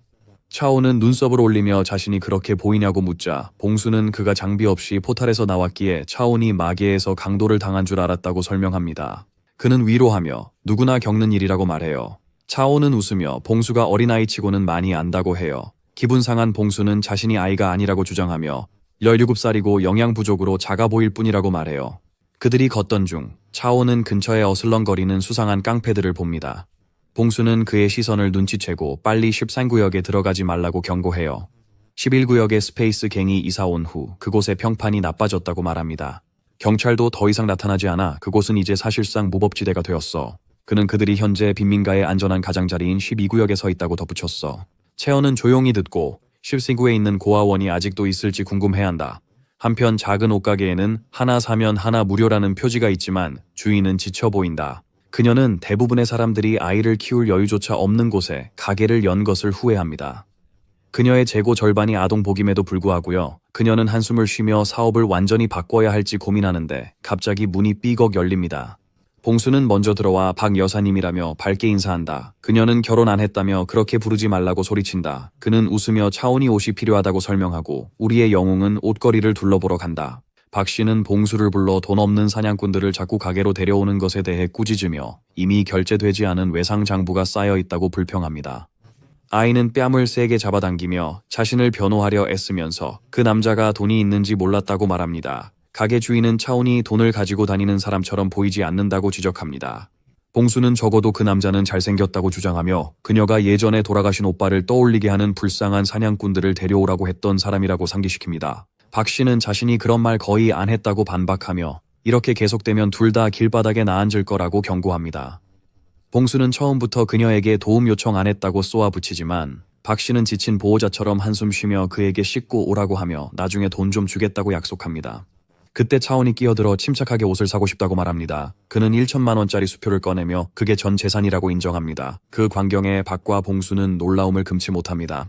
박은 즉시 격식을 차리는 모드로 전환하고 봉수는 서둘러 의자를 꺼내 새로 온 VIP 손님을 위해 쿠키와 음료가 있는 테이블을 준비합니다. 봉수가 채연의 목에 냅킨을 두르는 동안 박은 성인 패션부터 아동복까지 모두 판매한다고 신나게 설명합니다. 차오는 간단하게 유치원 여자아이 옷과 자신을 위한 몇 벌의 옷 그리고 신발을 요청합니다.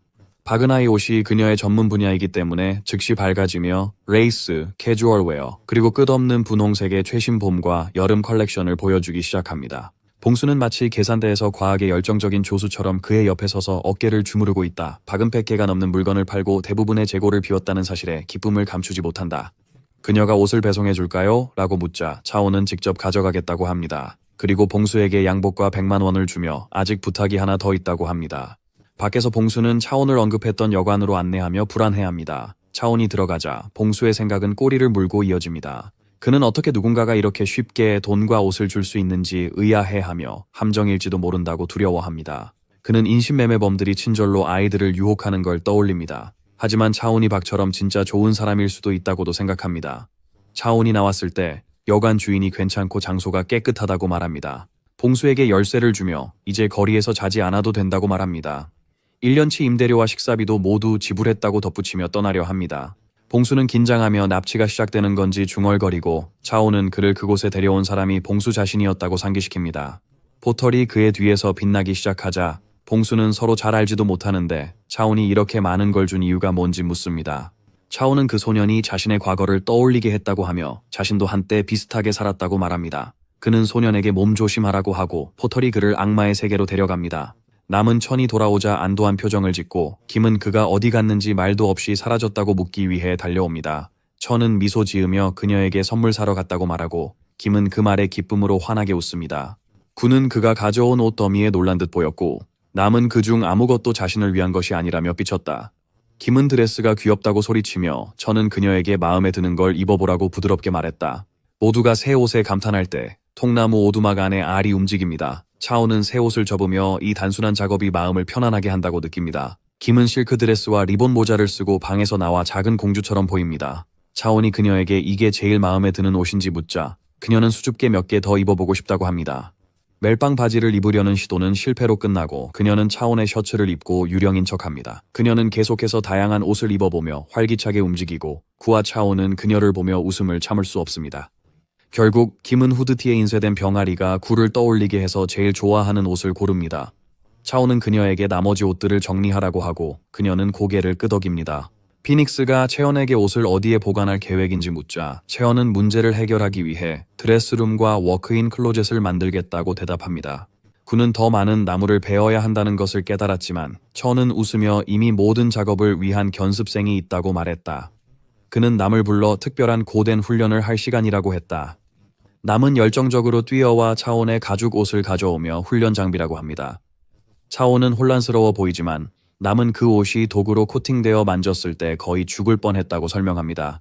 그는 천이 매일 같은 옷을 아무렇지도 않게 입고 있는 것이 믿기지 않는다고 인정한다. 천은 속으로 그냥 제대로 세탁하지 않았을 뿐이라고 생각하고는 아무렇지 않게 남에게 대신 입으라고 말한다.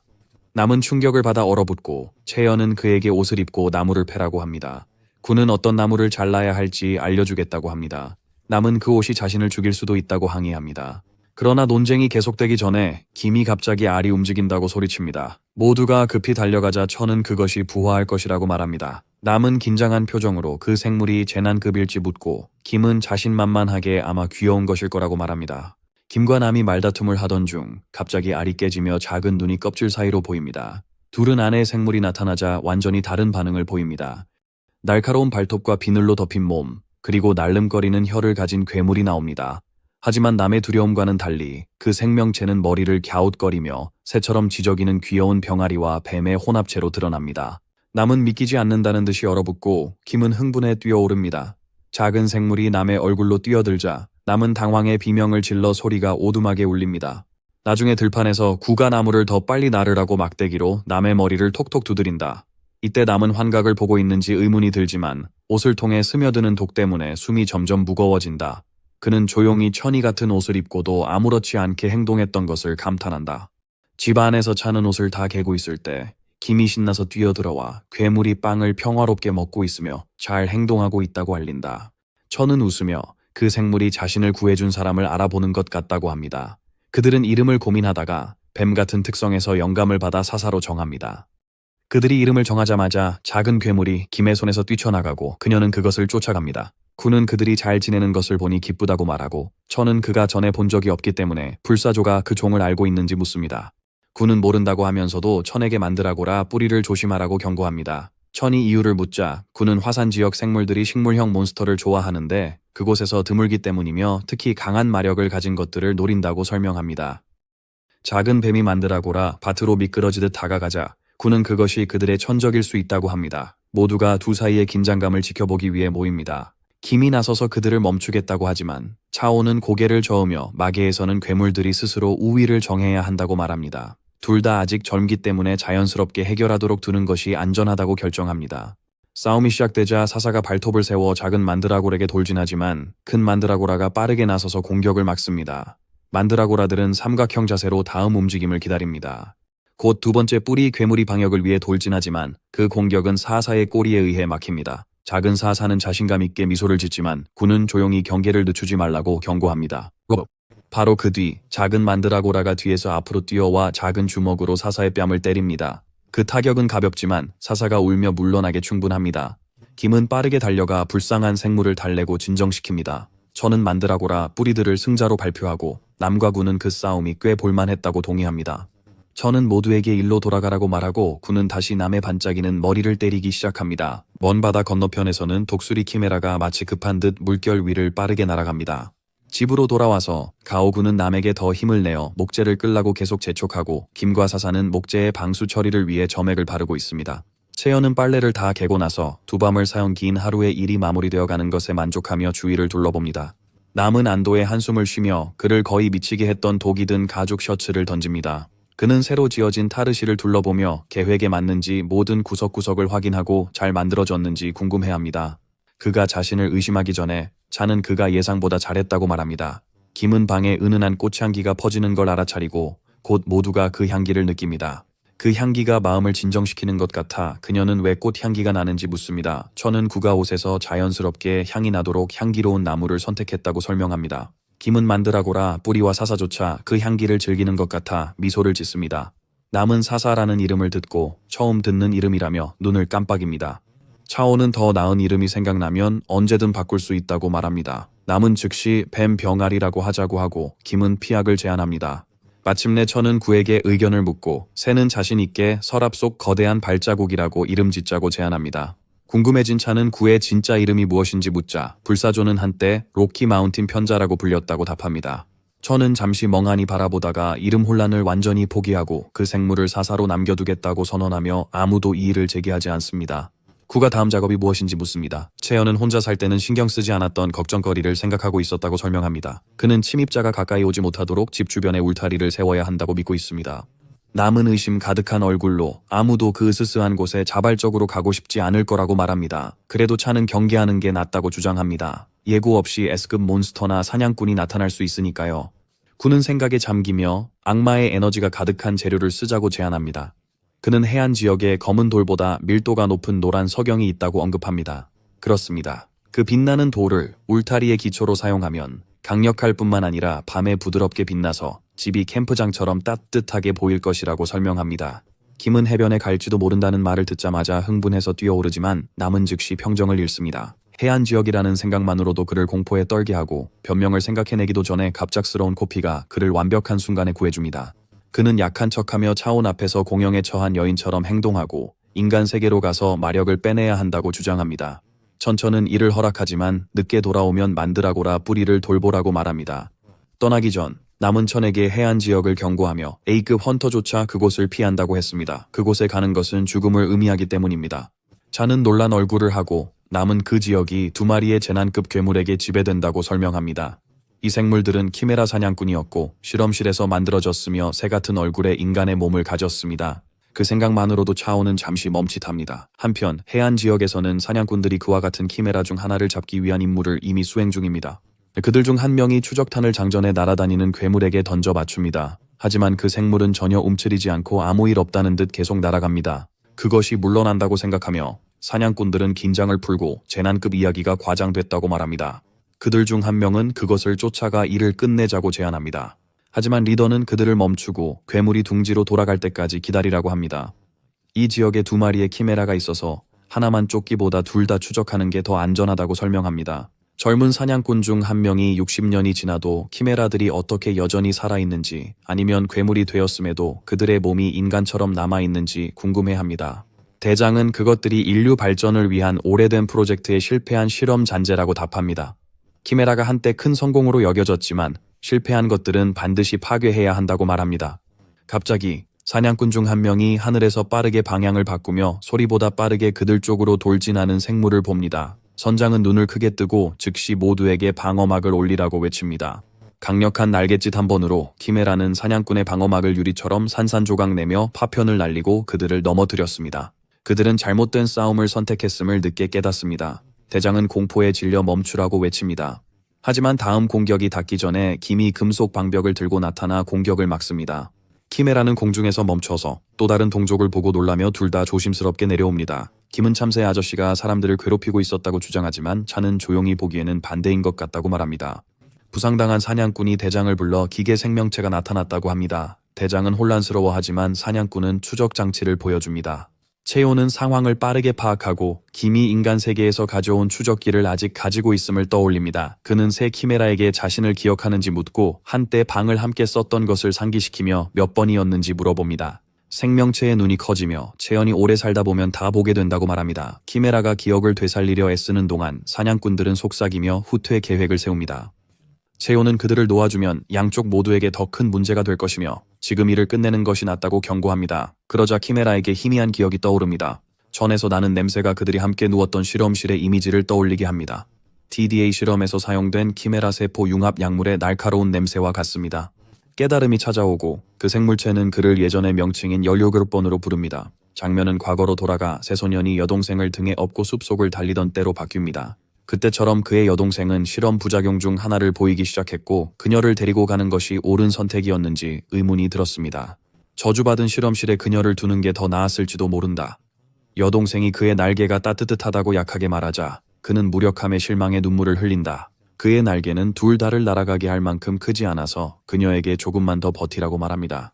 누군가 도와주러 나타나길 조용히 바라고 있을 때 갑자기 그 앞에 우리 소년이 손전등을 그에게 비추며 서 있습니다. 새소년이 차온에게 왜 거기 있는지 묻자 차온은 침착하게 상층부에서 그를 처리할 때가 됐다는 말을 들어 경고하러 왔다고 답해요. 새머리는 그가 이상하게 들린다고 생각하지만 현실을 직시하게 한다. 그는 그와 여동생이 3일 후 폭발 저주로 폭발할 거라고 말한다. 그는 여동생을 두고 가라고 제안합니다. 그녀는 처분 목록에 없으니 억제제를 계속 복용해 더 오래 살 수 있다는 뜻이었죠. 하지만 버드보이는 부작용을 겪어보지 않은 사람은 절대 이해할 수 없다고 반박합니다. 그는 그때 상황이 얼마나 나빴는지 기억한다. 여동생이 탈출하라고 간청할 정도로 그녀는 그 지옥 같은 곳에서 썩기보다는 밖에서 하루라도 더 정상적으로 살고 싶다고 말했다. 삶의 질이 길이보다 중요하다는 걸 깨달으며 그의 날개가 갑자기 완전한 크기로 확장됐습니다. 눈에는 강한 결의가 불타오르고 그는 우리 소년에게 그만 떠들고 싸우라고 합니다. 하지만 차오는 차가운 죽은 듯한 눈으로 그를 보다가 갑자기 문을 소환합니다. 버드헤드는 단지 실험 대상일 뿐인 그가 게이트 열쇠를 갖고 있다는 사실에 충격받습니다. 그는 그의 눈을 똑바로 보며 두 가지를 제안합니다. 그의 인간세포는 악마의 영역에 들어가면 악마의 에너지에 오염되거나 그의 악마세포가 그것을 흡수하고 깨어날 수도 있었습니다. 악마의 영역에 들어가면 기폭장치가 폭발하지 않을 것이기에 꽤 괜찮은 도박이라고 믿었습니다.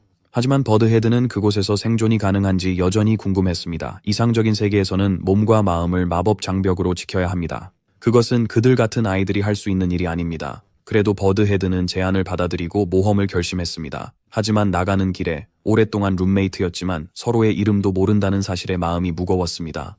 그는 자신을 유범이라고 소개했고 소년도 자신의 이름을 공유했습니다. 현재로 돌아와서 주인공은 사냥꾼에게 이름을 물어보지만 그들은 어리둥절한 표정을 짓습니다. 그가 왜 거기 있었는지 물었을 때 그들은 동굴인처럼 멍하니 그를 바라보며 아무것도 모른다고 대답합니다. 그는 그들을 포털을 통해 보내고 유는 즉시 그가 망각 꽃세포를 사용하여 대상의 최근 3시간의 기억을 지웠다는 것을 맞춥니다. 그가 유를 이름으로 부르자 그 남자는 기억해줘서 영광스러워 보입니다. 김은 스페로우 씨가 친구인지 물어보고 소년은 스페로우 부족 출신이라고 말합니다. 형이 김에게 참새 부족과 코코넛 부족이 친구냐고 묻자 그녀는 바로 동의하며 고개를 끄덕입니다. 유가 혼란스러워하는 동안 김은 그를 나쁜 사람으로 생각했던 것에 대해 갑자기 사과합니다. 그 후 그들은 유의 집으로 가는데 아이러니하게도 그곳은 지붕이 있는 큰 둥지입니다. 그곳에서 그들은 처음 먹어보는 독특한 조개 요리를 시도하며 즐거운 시간을 보냅니다. 김은 더 먹고 싶어서 정말 신이 나지만 유는 재료가 없어서 더 만들 수 없다고 겸손하게 사과합니다. 그러나 작은 고블린은 굴하지 않고 기쁜 마음으로 필요한 조개를 2배로 잡으러 달려갑니다. 이제 그들이 드디어 단둘이 있게 되자 유는 자신의 불멸세포 덕분에 악마의 영역에서 살아남을 수 있었다고 밝힙니다. 시간 낭비 없이 그는 소년에게 실험실에 복수할 생각을 해봤는지 물었습니다. 차는 가끔 그런 생각을 했다고 인정하지만 실제로는 서두르지 않는다고 말합니다. 삶이 꽤 잘 흘러가고 있기 때문입니다. 유에게 다시 질문을 던지자 그는 여전히 몸 안에 폭발 저주가 있어서 결국 불꽃놀이처럼 터질 거라고 말합니다. 그건 그렇고 우리 소녀는 유가 날개를 꽤 잘 사용할 수 있다는 것을 알아차리고 그의 머리를 인간 형태로 되돌릴 수 있는지 묻습니다. 유는 자신이 할 수 있다고 인정하지만 여동생 얼굴은 영원히 변했기에 자신만 정상으로 돌아가면 그녀가 마음 아파할 것이라며 하지 않겠다고 합니다. 그 후 소녀는 유에게 그가 한 달밖에 못 살 거란 걸 아는지 묻습니다. 유는 그 사실에 충격을 받고 새머리는 지구를 떠난 후의 시간을 떠올립니다. 그는 마력을 키워 악마의 에너지를 견디려 끊임없이 훈련했어요. 그의 마법과 악마 세계의 에너지가 균형을 이룰 때는 괜찮았어요. 어느 날 여동생의 에너지가 폭주해 그녀의 마나 홀이 심각히 손상되었어요. 피해를 막으려다 그는 자신의 핵도 영구적으로 손상시켰습니다. 그 이후로 그는 그저 버티고 있었고 그의 여동생은 수면 과일에 의존하여 대부분의 시간을 잠으로 보내며 진행을 늦추고 있었습니다. 그때 차는 만드라고라 뿌리가 얼마나 손상되었든지 간에 마나홀을 치유할 수 있는 약을 만들 수 있다는 것을 기억합니다. 다른 곳 어둡게 빛나는 방 안에는 과일이 바닥에 흩어져 있고 버드헤드의 여동생이 홀로 조용히 앉아 있습니다. 처음엔 그녀가 조용히 고통 속에서 몸을 떨지만 곧 악마의 에너지가 폭발하며 그녀를 완전히 장악하고 그녀는 자신을 잃습니다. 소년들 쪽으로 돌아가서 유는 자신과 여동생이 불치 상태에서 구원될 수 있다는 말을 듣고 놀랍니다. 우리 친구는 유가 떠난 후 연금술을 공부하여 만드라고라 뿌리를 끓인 물을 사용하여 만화 홀의 손상을 치유하는 방법을 배웠다고 밝힙니다. 뿌리는 식물의 작은 부분에 불과하지만 거의 모든 생명력을 가지고 있어 매우 강력하다고 설명됩니다. 차오는 재미로 키우던 식물이 이렇게 가치 있게 될 줄은 상상도 못했습니다. 그는 심지어 직접 약을 만들겠다고 제안합니다. 유는 인간 세계로 가서 연금술사를 찾을 수 없기 때문에 그에게 남겨질 2명의 덜렁이를 돌봐달라고 부탁합니다. 그 남자는 떠나기 전 유에게 어떻게 지불할지 물었습니다. 돈이 없어서 사냥꾼들이 흔히 가지고 다니는 물건들로 가득 찬 배낭을 제안했습니다. 그래서 소녀는 지구로 돌아와 평생의 동반자 봉수를 찾아가 숙련된 연금술사를 찾는 데 도움을 요청합니다. 봉수는 약 1년 전 빈민가에 새로운 지점이 열렸다고 기억합니다. 아이가 그것에 대해 말하자 저는 그의 팔에 묶인 모래주머니를 보고 봉수는 자랑스럽게 그것으로 몸을 단련한다고 설명합니다. 소녀는 언젠가 형처럼 강해지고 싶다고 솔직하게 인정합니다. 악마의 영역에 맨주먹으로 뛰어들 수 있는 진정한 보스. 그곳 밖에서 봉수가 설명하기를 그곳의 새로운 매니저는 뛰어난 실력으로 유명하다고 합니다. 아무도 오지 않자 그들은 매니저가 대출 상환을 놓쳐 스트레스를 받는 모습을 봅니다. 봉수는 그가 사채업자들에게 괴롭힘을 당하고 있음을 바로 알아차립니다. 그 아이는 한숨을 쉬며 빈민가에서 대출받는 게 사업에 필수적이라고 말합니다. 그 매니저는 한때 매우 존경받았고 도시 지점에서 20년 넘게 훌륭한 성과를 냈습니다. 그런데 갑자기 이유도 알 수 없이 그는 강등되어 빈민가로 내몰렸습니다.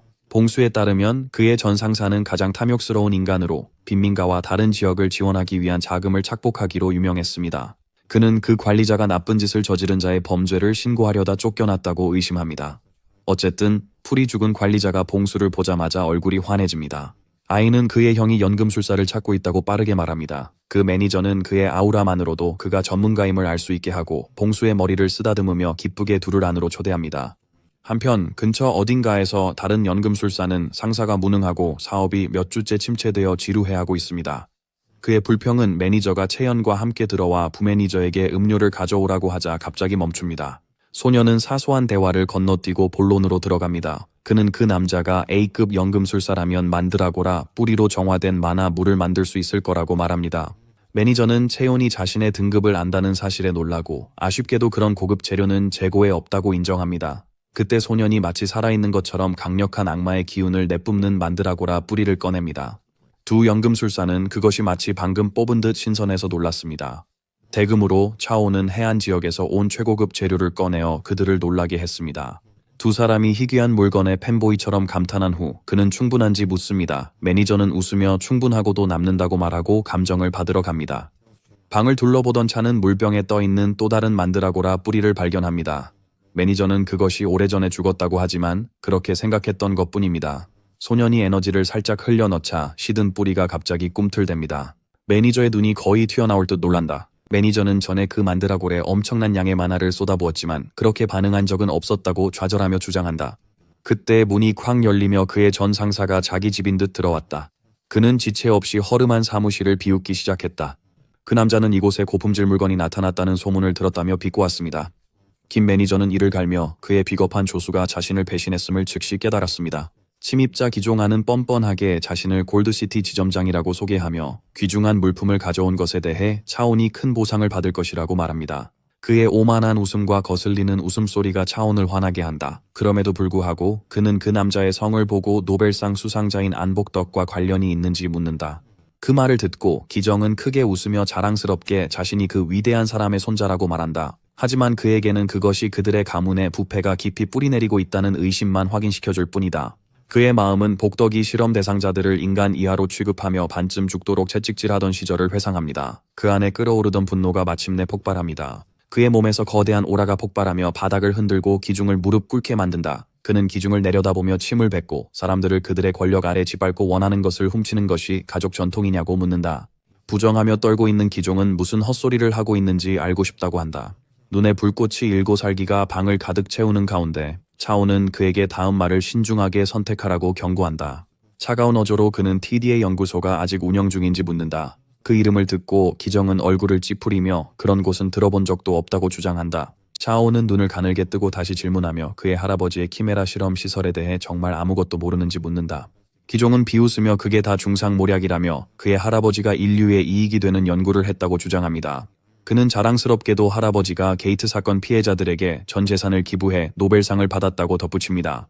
차오는 어두운 미소를 짓는다. 그는 중얼거리며 그 늙은 미치광이가 죽기 전에 정말 마음을 바꿨을 수도 있다고 한다. 하지만 그는 그 사냥꾼이 너무 일찍 세상을 떠난 것이 아쉽다고 말한다. 그러고 나서 그는 문 위로 창문에서 떨어진 것이 그 일에 도움이 되었는지 소리내어 궁금해한다. 그 사건은 대중에게 전혀 알려지지 않았어야 했기 때문에 기종의 눈이 공포로 커진다. 차오는 처음에 그 노인을 밀어 떨어뜨린 사람이 자신이라는 것을 알고 있습니다. 그 노쇠한 화석이 키메라 아이들을 포털로 던져버리겠다고 위협했기 때문에 차오는 백덕에게 직접 경험하게 하기로 했습니다. 그렇게 말하고 그는 기종에게 할아버지의 실험실에 남아있는 것을 조사하고 그가 다음에 돌아올 때까지 보고서를 준비하라고 명령한다. 그는 이렇게 오랜 시간이 지난 후에 백덕의 손자를 만나게 된 것이 정말 아이러니하다고 믿을 수 없다.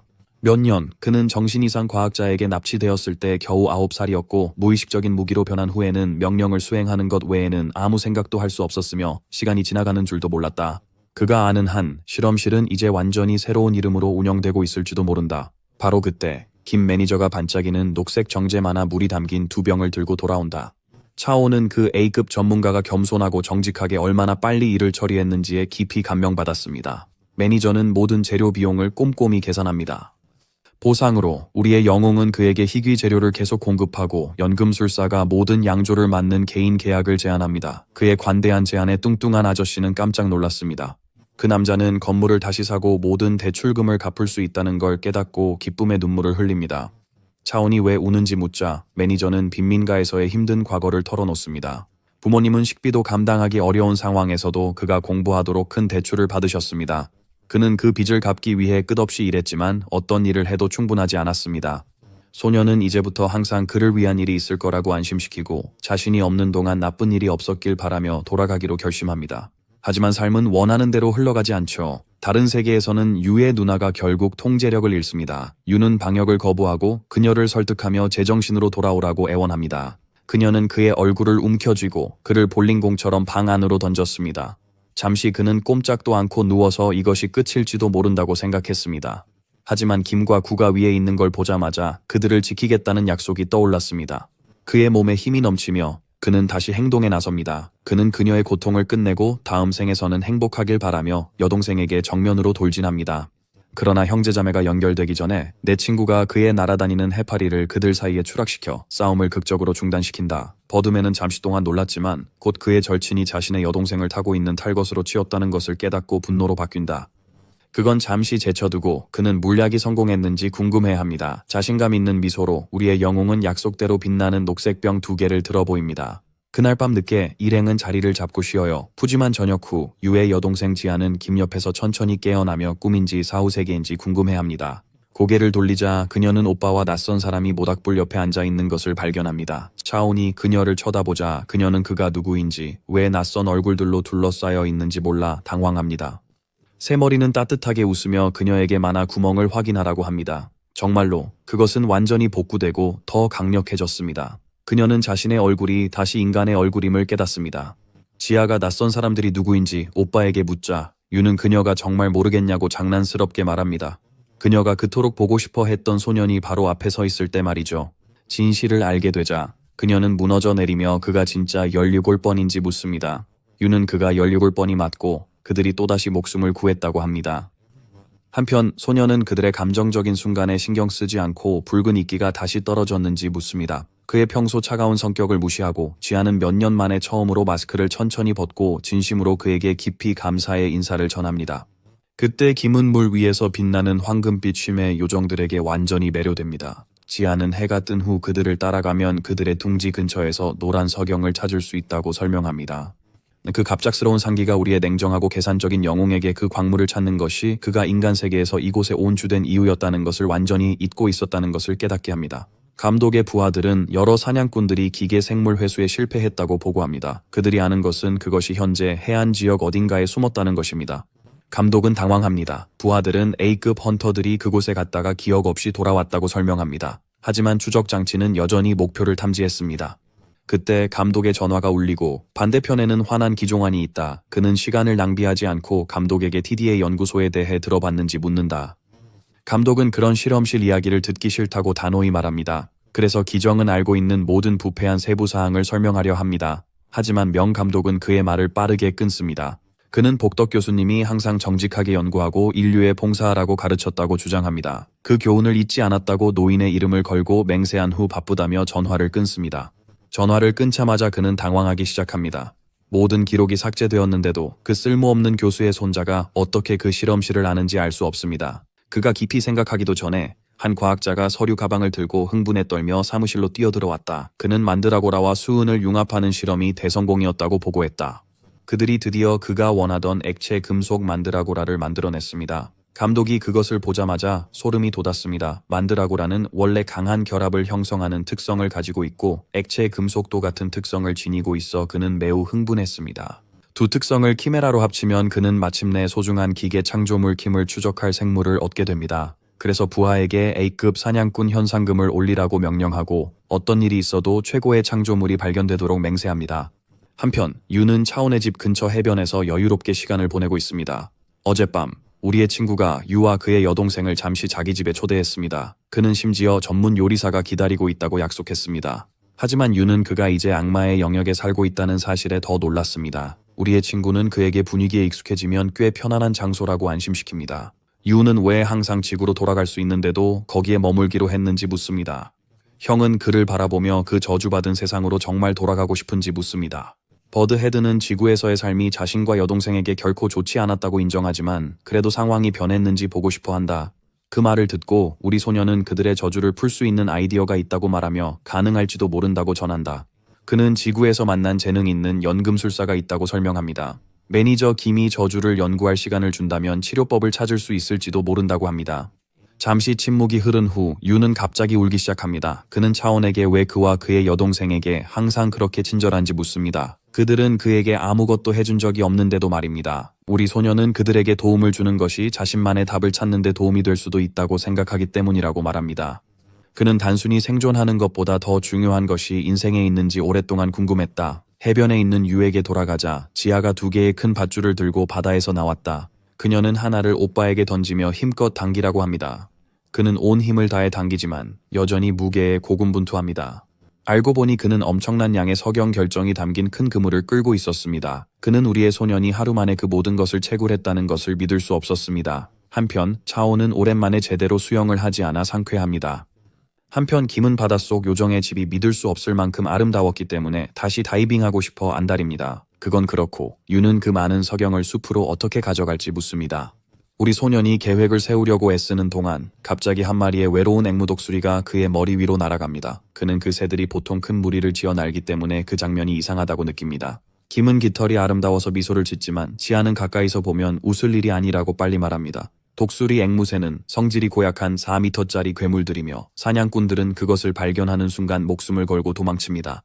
하지만 우리의 소년이 본 것은 하늘을 나는 편리한 아마존 배달 트럭뿐입니다. 그의 집으로 돌아와서 남은 열심히 훈련하고 있으며 그의 마법 능력이 꽤 잘 성장하고 있다고 느낍니다. 이 속도라면 그가 예상했던 것보다 더 빨리 등급에 도달할 수도 있을 것 같아요. 맞죠? 그렇게 생각하던 중 그는 뒤에서 거의 죽어가는 만드라고라가 쓰러지는 것을 봅니다. 그는 작은 녀석이 자신에게 화났다고 생각하지만 사실 검은 옷의 세 남자에게 괴롭힘을 당하고 있었습니다. 갑자기 그들 중 한 명이 빛나는 머리 때문에 남을 알아보고 그가 이제 산에서 사는 노숙자인지 궁금해합니다. 남은 당황해서 급히 머리를 감쌌다. 시험 중에 자신을 괴롭혔던 같은 문제아들이 어떻게 여기까지 찾아왔는지 놀랐다. 그가 반응하기도 전에 만드라고라 무리가 빛나는 갑옷을 입은 기사처럼 그의 앞에 나섰다. 사냥꾼들은 이 생명체들이 금보다 더 비싸다는 것을 알기에 정신을 잃을 지경이었다. 첫 번째 남자가 그들에게 다가가 마치 친근한 애완동물을 다루듯 행동합니다. 그것에 나름이 화가 나고 그 3인방이 그의 주인에게 매우 중요하기에 뭔가 해야 한다는 것을 깨닫습니다. 그러나 그는 손가락 하나 움직일 필요가 없었다. 통통한 만드라고라가 작은 다리를 들어 올리자 갑자기 3명의 바보들이 너무 세게 날아가 지진이 난 건 아닌지 의심할 정도였다. 혼란 속에서 한편 우리 소녀는 새로 길들인 독수리 앵무새를 타고 하늘을 날고 있습니다. 하지만 그는 새가 무게 때문에 느리게 나는 건지 아니면 길들이는 과정에서 너무 거칠게 다뤘기 때문인지 궁금해합니다. 남은 폭발을 일으킨 자들을 발견하고 거의 정신을 잃을 뻔합니다. 그는 지아와 그녀의 오빠가 해안가 근처에 사는 아포칼립스급 괴물이라고 생각합니다. 그가 다른 사람들도 그곳에 갔다는 걸 기억하자 아무도 돌아오지 않아서 심각하게 걱정합니다. 그는 심지어 검은 옷을 입은 사람들과 동맹을 맺는 것도 고려합니다. 그 일이 일어나기 전 지아가 그의 얼굴 앞에 다가와 아무렇지 않게 그가 차원의 유명한 요리사인지 묻습니다. 형은 몬스터가 말을 할 수 있다는 사실에 놀랍니다.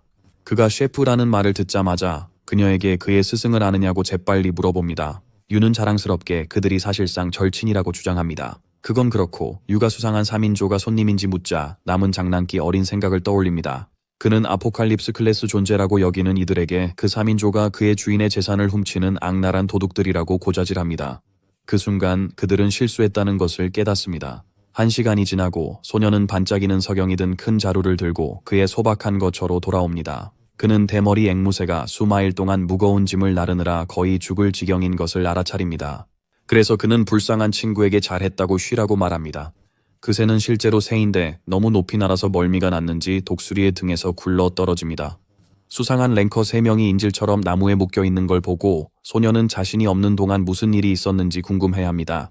유는 만드라고라 도둑들에 대한 이야기를 해주지만 그는 더 깊은 무언가가 있다고 의심합니다. 그동안 지아는 김에게 그녀의 아름답고 소박한 집에 대한 평가를 부탁하고 여자들은 관광을 갑니다. 유는 이 사람들이 연구소에서 온 사람들이라고 설명합니다. 그들은 김을 추적하는 같은 조직 소속입니다. 소녀는 그것이 남이 추적 장치를 훔친 연구소임을 알아차립니다. 김이 악마의 영역에서도 작동하는 추적 장치를 가지고 있어 더 많은 사냥꾼들이 계속 올 것임을 깨닫습니다. 그래도 그는 그와 김이 해안에 있었을 때 어떻게 그들이 그의 집을 발견했는지 혼란스러워합니다. 그 후 유는 손에 금속성 만드라고라를 들고 이 작은 반짝이는 말썽 꾸러기 때문일 것이라고 설명합니다. 소녀는 누군가가 유동 금속을 살아있는 만드라고라와 융합해 김을 추적했다는 것을 믿기 힘들어합니다. 유는 그들이 여기까지 온 것은 그들 만드라고라가 길을 가리켰기 때문이며 다음 목적지는 해안 지역일 것이라고 덧붙입니다. 그 말을 듣고 차는 상황이 더 나빠지기 전에 보안 시스템을 구축해야 한다고 깨닫습니다. 그때 만드라고라 삼총사가 그를 향해 달려옵니다. 그들은 그가 적이라고 해도 형제를 넘겨달라고 요구합니다. 그가 쪼그라든 작은 녀석을 넘기자마자 그들은 즉시 다른 하나도 꺼내라고 소리칩니다. 그는 그들이 그의 주머니에 숨겨진 쭈글쭈글한 만드라고라를 어떻게든 감지할 수 있다는 사실에 놀랍니다. 그는 김 매니저가 천히 그것을 잘 돌볼 것이라 믿고 그에게 주었다는 것을 기억합니다. 그 노인은 그 쭈글쭈글한 채소를 잃고 눈물을 흘렸습니다. 어쨌든 만드라고라는 다친 동료들을 위해 작은 구멍을 빨리 팠습니다. 부상당한 쌍이 자리를 잡자마자 두 녀석은 아무 일 없던 듯 기운을 차리고 이번엔 영역 싸움을 하지 않아 안도합니다. 그렇게 말한 후 그가 남이 어디 있을지 궁금해할 때 지아가 위에서 그를 부릅니다. 그녀는 한 손에 주인과 재회하려는 필사적인 대머리 남자를 다른 한 손에는 흥분한 김을 흔들며 잡고 있습니다. 당연히 친구는 남자가 눈물 흘리며 껴안으려 할 때 남을 떼어놓습니다. 그가 지아에게 왜 남이 초라해 보이는지 묻자 그녀는 그가 호수에서 피라냐에게 잡아먹힐 뻔했다고 설명합니다. 바보같이 그 남자는 주인의 손님을 위해 특별한 요리를 준비하려고 좋은 재료를 모으겠다고 맹세합니다. 남은 요리를 만들기 위해 잠시만 기다려 달라고 부탁합니다. 그가 옆에서 쉬고 있는 독수리 앵무새를 발견하자 즉시 또 다른 열공격을 받습니다. 우리의 영웅은 그에게 나중을 위해 연기를 아껴두고 지금은 음식 준비에 집중하라고 합니다. 가까운 곳에서 김은 반짝이는 만드라고라가 조용히 일하는 걸 발견합니다. 그녀는 호기심 많은 아기처럼 그 반짝이는 것에 끌려가서 접촉 순간 손을 뻗어 만지려 합니다. 이상한 일이 일어납니다. 나중에 세 형제들은 남의 특별 요리인 김치 카레밥에 완전히 감동합니다. 그는 심지어 셰프 램지조차도 만들 수 없는 걸작을 만들기 위해 세부 사항에 몇 시간을 투자했습니다. 우리 일행은 맛있는 음식을 먹기 시작했지만 차오는 김이 거의 먹지 않는 것을 눈치챘습니다. 그가 무슨 일이냐고 묻자 그녀는 몸이 좋지 않다고 대답하며 잠시 자고 싶다며 자리를 떠났습니다. 그의 날카로운 직감은 그녀가 액체 금속 만드라골에 대해 끔찍하게 느끼고 있음을 즉시 알아차립니다. 해질녘 흙 속에 쉬고 있는 만드라고라는 갑자기 이상한 기운을 감지합니다. 우리 소년이 칼로리를 태우기 위해 울타리를 짓자고 제안한 직후 그도 같은 것을 느낍니다. 갑자기 그의 집 뒤에서 거대한 문이 찢어져 열립니다. 그는 바로 앞에 있는 김을 본다. 그녀는 그와 더 오래 있으면 그에게 위험이 더 커질 거라 확신한다. 그래서 그녀는 자신이 있어야 할 곳으로 돌아가기로 결심한다. 그녀는 금속 만드라고라를 품에 안고 마지막 작별 인사를 한 후 뒤돌아보지 않고 포털로 뛰어들었습니다. 그러나 그는 마지막 순간에 그녀를 붙잡고 그녀가 진정으로 있어야 할 곳은 그의 집이라고 말합니다. 그 말을 듣고 김은 눈물을 흘리며 차오는 아이들을 절대 놓치면 안 된다는 것을 깨닫습니다. 몇 분 후 그 작은 아이는 아무 일 없다는 듯 뜨거운 라면을 먹고 있습니다. 그녀는 음식에 만족했지만 지아는 다음번에는 언니가 쉽게 넘어가지 않을 거라고 합니다. 그녀는 도망칠 생각도 하며 라면을 너무 빨리 먹어 혀가 화끈거리기 시작합니다. 소남은 그녀에게 어머니가 쓰시던 약을 줍니다. 이 약은 인기가 많아 유도 실험실에서도 사용했던 것을 기억합니다. 그녀가 몇 병을 마신 후 찬과 함께 조용히 테이블에 앉습니다. 그녀는 그를 많이 걱정시켜서 미안하다고 하지만 그는 그녀가 미안해할 필요 없다고 안심시킵니다. 비난받아야 할 사람들은 그녀의 창조자들이지 그녀가 아니기 때문입니다.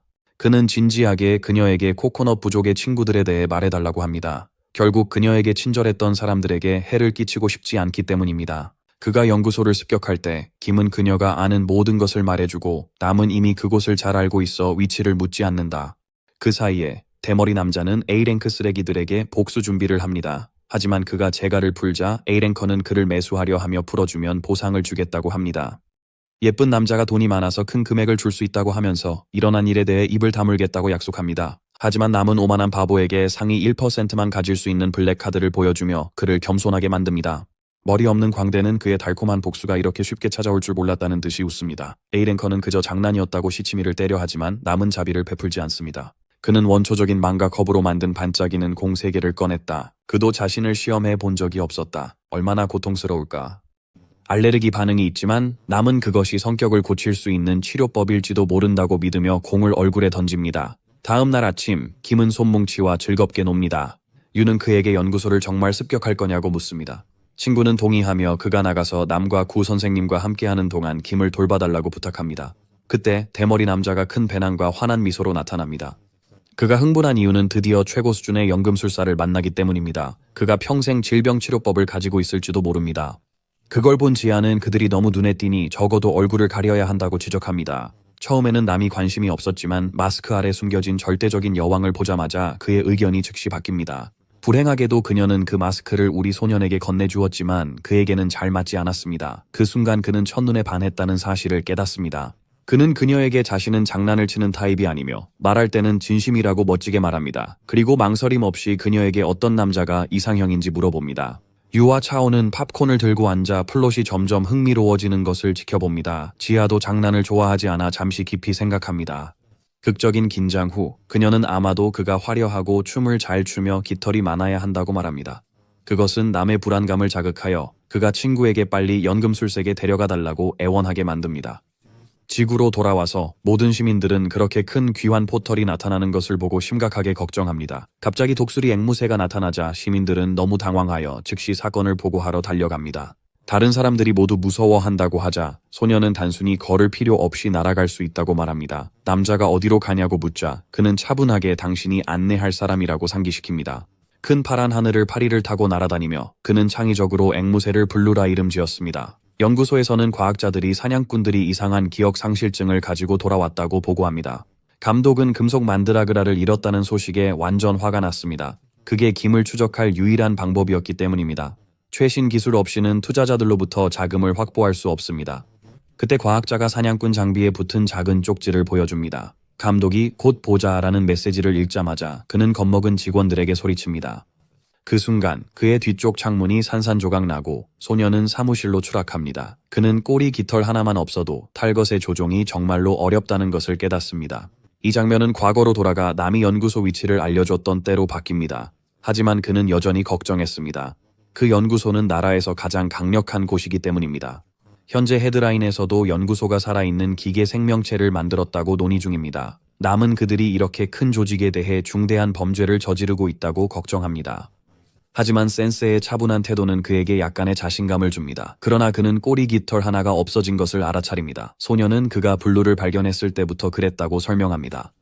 빠진 깃털이 블루가 공격받고 무리에서 쫓겨난 이유라고 합니다. 그를 다른 독수리들로부터 구한 후 블루는 이상하게도 행복해 보였습니다. 한참 날아간 후 그들은 드디어 깊은 산속 연구소를 발견합니다. 그는 블루에게 방향 바꾸지 말고 전속력으로 가라고 합니다. 앵무새는 기어를 넣고 두려움 없는 전투기처럼 연구소로 곧장 날아갑니다. 회의실에서 과학자들은 앨론이 제3차 세계대전이라도 시작했는지 궁금해합니다. 먼지가 가라앉고 나서 그들 중 한 명이 블루를 보고 깜짝 놀랍니다. 그러자 그들 모두가 실에 휘감깁니다. 남이 왜 정문으로 들어오지 않았냐고 묻자 그는 이곳이 바로 관장님이 계신 곳이라서 직접 최상층으로 왔다고 대답합니다. 과학자들이 당황하며 그가 누구냐고 묻자 그는 김나리의 수호자라고 답합니다. 그 순간 소녀는 공기 중에 이상한 어두운 만화가 흐르는 것을 감지하고 여기 매우 위험한 존재가 있음을 깨닫습니다. 장면은 헌터 협회의 타워로 이동하고 이사장 이씨는 버릇없는 손자에게 집중하라고 경고합니다. 이미 그 아이는 할아버지가 평생 C등급을 넘지 못했던 것에 비해 자신이 꽤 잘하고 있다고 주장합니다. 그는 20대에 같은 등급에 도달했어요. 쓸모없는 손자는 할아버지에게 용돈을 더 달라고 해요. 이미 할아버지는 손자를 너무 버릇없이 키운 걸 후회하고 있어요. 손자가 80세가 넘었는데도 자리를 물려받기 싫어하기 때문이에요. 어릴 때 그는 TV에 나오는 영웅적인 헌터처럼 사람들을 구하는 꿈을 꿨어요. 이제 모든 영웅들은 임무를 수행하려 하지 않아요. 심지어 위험하게 들려요. 그들은 돈을 잘 받을 때만 일해요. 그래서 키메라가 만들어져 그들의 생명을 위협받지 않게 했어요. 하지만 이제 키메라 연구소들이 큰 금액을 요구해 그 비용을 감당 못하는 지역들은 무방비 상태입니다. 대통령은 사람들의 삶이 지불 능력에 의존하지 않도록 하는 것이 협회의 임무라고 믿고 있습니다. 그래서 대통령의 자리가 가장 중요한 위치입니다. 그를 잇고자 하는 헌터들은 탐욕스러운 인간들입니다. 협회가 잘못된 사람에게 넘어가면 전에 본 적 없는 헌터 마피아가 생길 수도 있어요. 노인의 마지막 소원은 재능 있는 손자가 뒤를 잇는 것이었습니다. 그는 평생 C급이라는 약한 등급으로 아무것도 바꿀 힘이 없었습니다. 그 말을 듣고 손자는 갑자기 화를 냅니다. 하지만 그가 말하기 전에 한 남자가 급히 보고하기를 빈민가에 독수리 앵무새가 날아다닌다고 합니다. 회장이 누가 처리 중인지 묻자 그 남자는 어떤 헌터도 맞지 않았다고 말합니다. 그것은 정말 그의 화를 돋운다. 왜냐하면 빈민가 일은 보수가 없다는 걸 알기 때문이다. 대통령은 모든 키메라 연구소에 알리라고 명령하고 직접 그 일을 하겠다고 선언한다. 놀랍게도 그의 손자 백이 같이 가고 싶다고 합니다. 실험실로 돌아온 저는 불길한 만화가 백발의 과학자에게서 나오는 걸 알아차립니다. 그는 자비를 보이지 않고 실로 위험을 즉시 베어냅니다. 그러나 과학자의 몸이 갑자기 액체 금속으로 변합니다. 남은 인간인 척하는 키메라를 보고 공포에 질립니다. 그 남자의 부하들조차 그가 키메라였다는 걸 몰랐기에 충격을 받습니다. 명 감독의 몸이 소름 끼치는 괴물로 변합니다. 그는 소년에게 분노하며 소중한 실험실을 엉망으로 만듭니다. 감독이 금속 발톱으로 휘두를 때 그는 액체 금속이 김의 것과 비슷하다는 걸 알아차립니다. 하지만 기계적인 부분은 없어서 그가 모든 걸 자신의 몸에 시험했다는 걸 의미합니다. 그 순간 구사부는 그에게 이제 명감독의 마음을 읽을 수 있다고 말합니다. 차오는 갑자기 그 비틀린 남자의 기억 속 날카로운 섬광을 봅니다. 그의 연구소 가장 깊고 어두운 구석에서 감독은 아이들에게 온갖 불안정한 것들을 주입했습니다. 그는 인간의 한계를 넘어서려 했고 심지어 그의 반사회적 스승인 복덕안도 능가하려 했습니다. 그자가 자신의 이익을 위해 많은 아이들을 죽였다는 걸 알게 된 후 우리의 영웅은 분노에 차서 주저없이 그의 얼굴을 짓밟습니다. 망가진 감독은 빈민가 아이들이 하수구 쥐보다 가치 없다고 답합니다. 그의 실험에 참여하는 것이 그들에게 영광이어야 한다고 말합니다. 천이 모든 생각을 들을 수 있다는 걸 모르고 구의 독심술로 미친 과학자는 액체화되어 쉽게 도망칠 수 있다고 생각합니다. 그러나 우리의 소녀는 그가 범죄를 깨닫게 합니다. 고통의 방에서 강력한 푸른 만화의 파도가 액체 금속 판을 타고 올라가 그를 포켓볼 같은 것에 깔끔하게 포장합니다. 그 후 그는 다른 과학자들에게 다가가서 말할 것이 있는지 아니면 그의 공 속에 봉인될 것인지 묻습니다. 나중에 우리의 푹신한 불사조가 그에게 명감독의 전 이야기를 들려줘요. 그 사람은 복덕에 충실한 학생이었지만 너무 탐욕스러워졌어요. 그는 생체 실험 데이터를 가지고 연구소를 떠나 키메라가 되려 했어요. 절대 질리지 않아요. 하지만 채연이 걱정하는 것은 명예기억에 TDA 연구소 정보가 전혀 없다는 것입니다. 그래도 적어도 명예기관이 김을 추적하는 데 쓰던 장치를 없앤 것에 대해 기쁩니다. 그는 이미 남과 블루에게 다른 과학자들을 제대로 돌보라고 말했습니다. 이제 남은 것은 그 더러운 감독의 최악의 실험들을 처리하는 것뿐입니다. 그는 발로 두꺼운 철문을 부수고 들어간다. 안에는 죽은 키메라들로 가득 찬 많은 감방이 있다. 그는 그 미친 사람이 연구 목적으로 아이들의 시신을 보존했다는 것을 믿을 수 없다. 아이들을 보며 천은 TDA 실험실에서 고문당했던 시절을 떠올립니다. 결국 그들은 천이 황금알을 낳는 거위였기에 항상 그를 살려두었습니다. 그는 아이들이 이제 평화롭게 쉴 자격이 있다고 결심합니다. 갑자기 작은 여우 같은 생명체가 나타납니다. 익숙한 냄새를 맡았기 때문입니다. 그는 그녀가 김의 친구임을 알아챕니다. 그래서 그는 작은 존재에게 기계 생명체에 대해 아는 게 있는지 조심스럽게 물어봅니다. 여우는 그들이 김을 안다는 걸 깨닫고 흥분하며 그녀가 괜찮은지 급히 묻습니다. 그가 그녀에게 김이 악마의 세계에서 잘 지낸다고 말하자 그녀의 눈은 따뜻한 눈물로 가득 찼습니다. 그녀는 그동안 김이 돌아오길 기다렸고 그가 아직 살아있어 안도한다고 했습니다. 그때 김의 숨겨진 친구 2명이 문 뒤에서 나옵니다. 그 뒤를 그가 전혀 알지 못했던 4마리의 다람쥐가 따릅니다. 그는 남아있는 다른 이들이 있는지 묻습니다. 폭시는 다른 모든 이들은 팔려가거나 조용히 제거되었다고 설명합니다. 그 말을 듣고 그는 악마의 세계로 가는 포털을 열어 살아남은 키메라들이 자유롭고 안전하게 살 수 있는 곳을 제공합니다. 그 후 얼마 지나지 않아 이 대통령과 그의 손자가 연구소에 도착합니다. 그들은 키메라의 진짜 목표가 인근 빈민가가 아니라 연구소라는 것을 깨닫고 얼어붙습니다. 연기가 잔해에서 피어오를 때 백은 독수리 앵무새가 위에서 맴도는 걸 봅니다. 그러다 그는 더 이상한 걸 발견하는데 마스크 쓴 남자가 마치 모드 적용된 마인크래프트처럼 그 등에 타고 있습니다. 그 사이 소녀는 차분히 남에게 연구원들을 처리했는지 묻습니다. 그의 충실한 강아지는 연구원들을 안전한 곳으로 옮겼다고 확인합니다. 남은 왜 목격자들의 기억을 지우지 않았는지 묻지만 그는 일부러 그것을 그대로 두었다고 말합니다. 그 후에 그는 아래에서 지켜보고 있는 2사람이 누구인지 묻고 남은 그들이 협회의 이 회장과 그의 손자라고 설명합니다. 그는 아마도 긴급보고 때문에 급히 온 것 같습니다. 차오는 회장의 익숙한 이름을 기억하고 그를 놀리기로 결심합니다. 갑자기 그는 노인이 잡을 수 있도록 포켓볼을 던졌습니다. 회장은 그것을 알아보고 놀랐습니다. 이렇게 강력한 만화 봉인을 본 지 오래되었기 때문입니다. 이 봉인은 창조자보다 더 강한 마력을 가진 자만 깰 수 있습니다. 그는 명감독 같은 강자를 봉인할 수 있는 괴물이 무엇일지 궁금해하며 그의 부하들은 혼란 중에도 아무도 죽지 않았다고 확인합니다. 하지만 그들은 여전히 이상한 보고를 받고 있습니다. 듣자 하니 감독의 부하들은 그가 인간인 척했던 가짜 키메라였다고 주장합니다. 그들은 침입자가 키메라 연구소를 불태우고 모든 연구원들을 구했다고 설명합니다. 이를 들은 감독은 조용히 침입자가 오래전에 죽었다고 생각했던 그 소년과 같은 사람인지 궁금해합니다. 구름 위에서 우리의 영웅은 더 이상 지체하지 않고 바로 마계로 돌아가기로 결심합니다.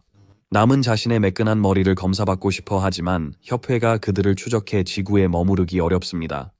그날 밤 늦게 김 매니저는 문 밖 큰 소리에 놀라 잠에서 깹니다. 그는 이 시간에 누가 왔는지 궁금해하며 밖으로 나갔다.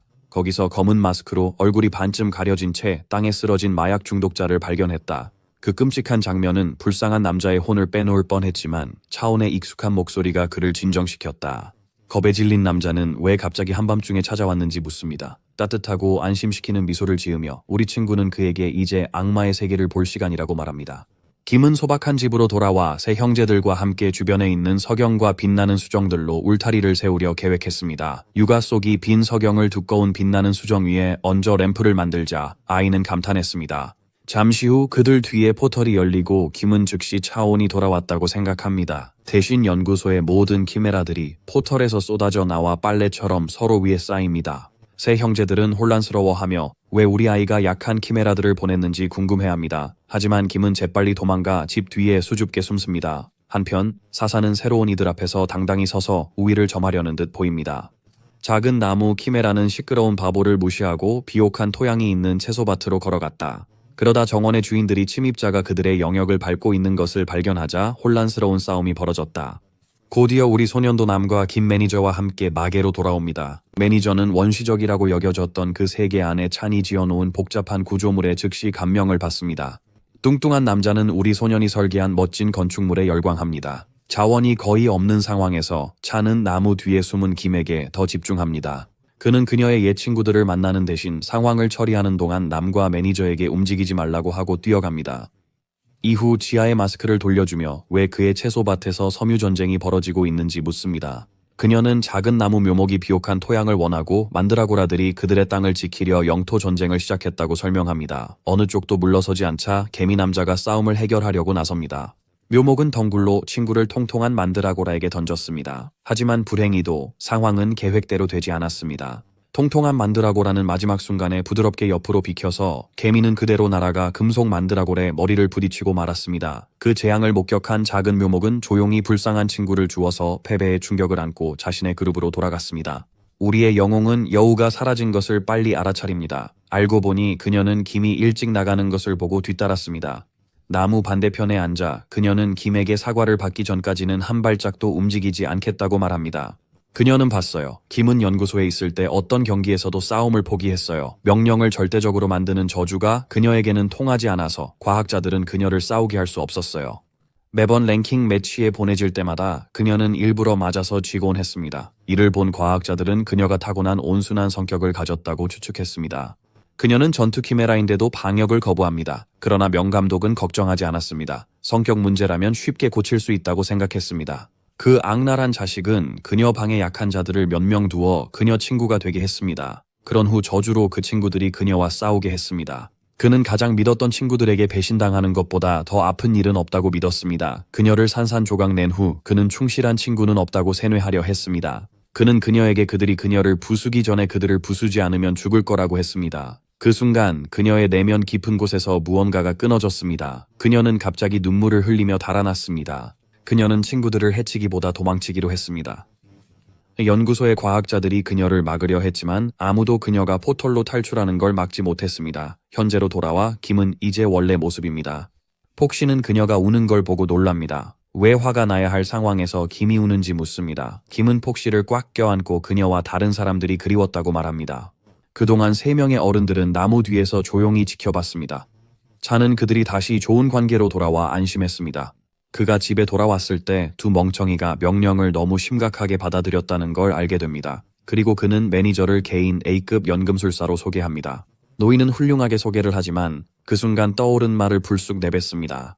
언크는 예의 바르게 세 형제들에게 연구 목적으로 깃털을 좀 얻을 수 있는지 물어봅니다. 그 장면은 봉수가 귀여운 옷가게 소녀를 만나러 가는 것으로 바뀝니다. 그는 그녀에게 파랑새 괴물 소동이 실제였고 협회가 그것을 처리하러 달려왔다고 맹세합니다. 맞아요. 그가 날씨가 추워진다고 하자 그녀는 그에게 군고구마를 줍니다. 그는 바로 기분이 좋아집니다.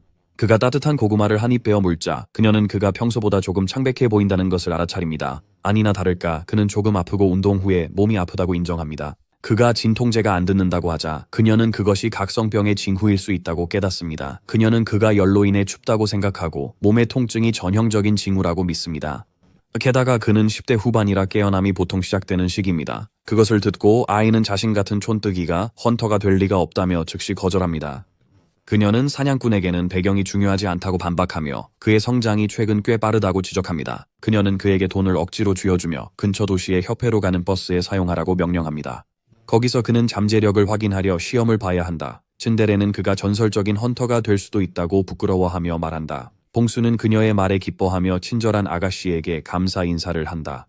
나이를 심각하게 신경 쓰는 그녀는 아직 젊은 소녀라며 화를 냅니다. 그는 그녀를 다시 아가씨라고 부르며 언젠가 큰 은혜를 갚겠다고 약속해요.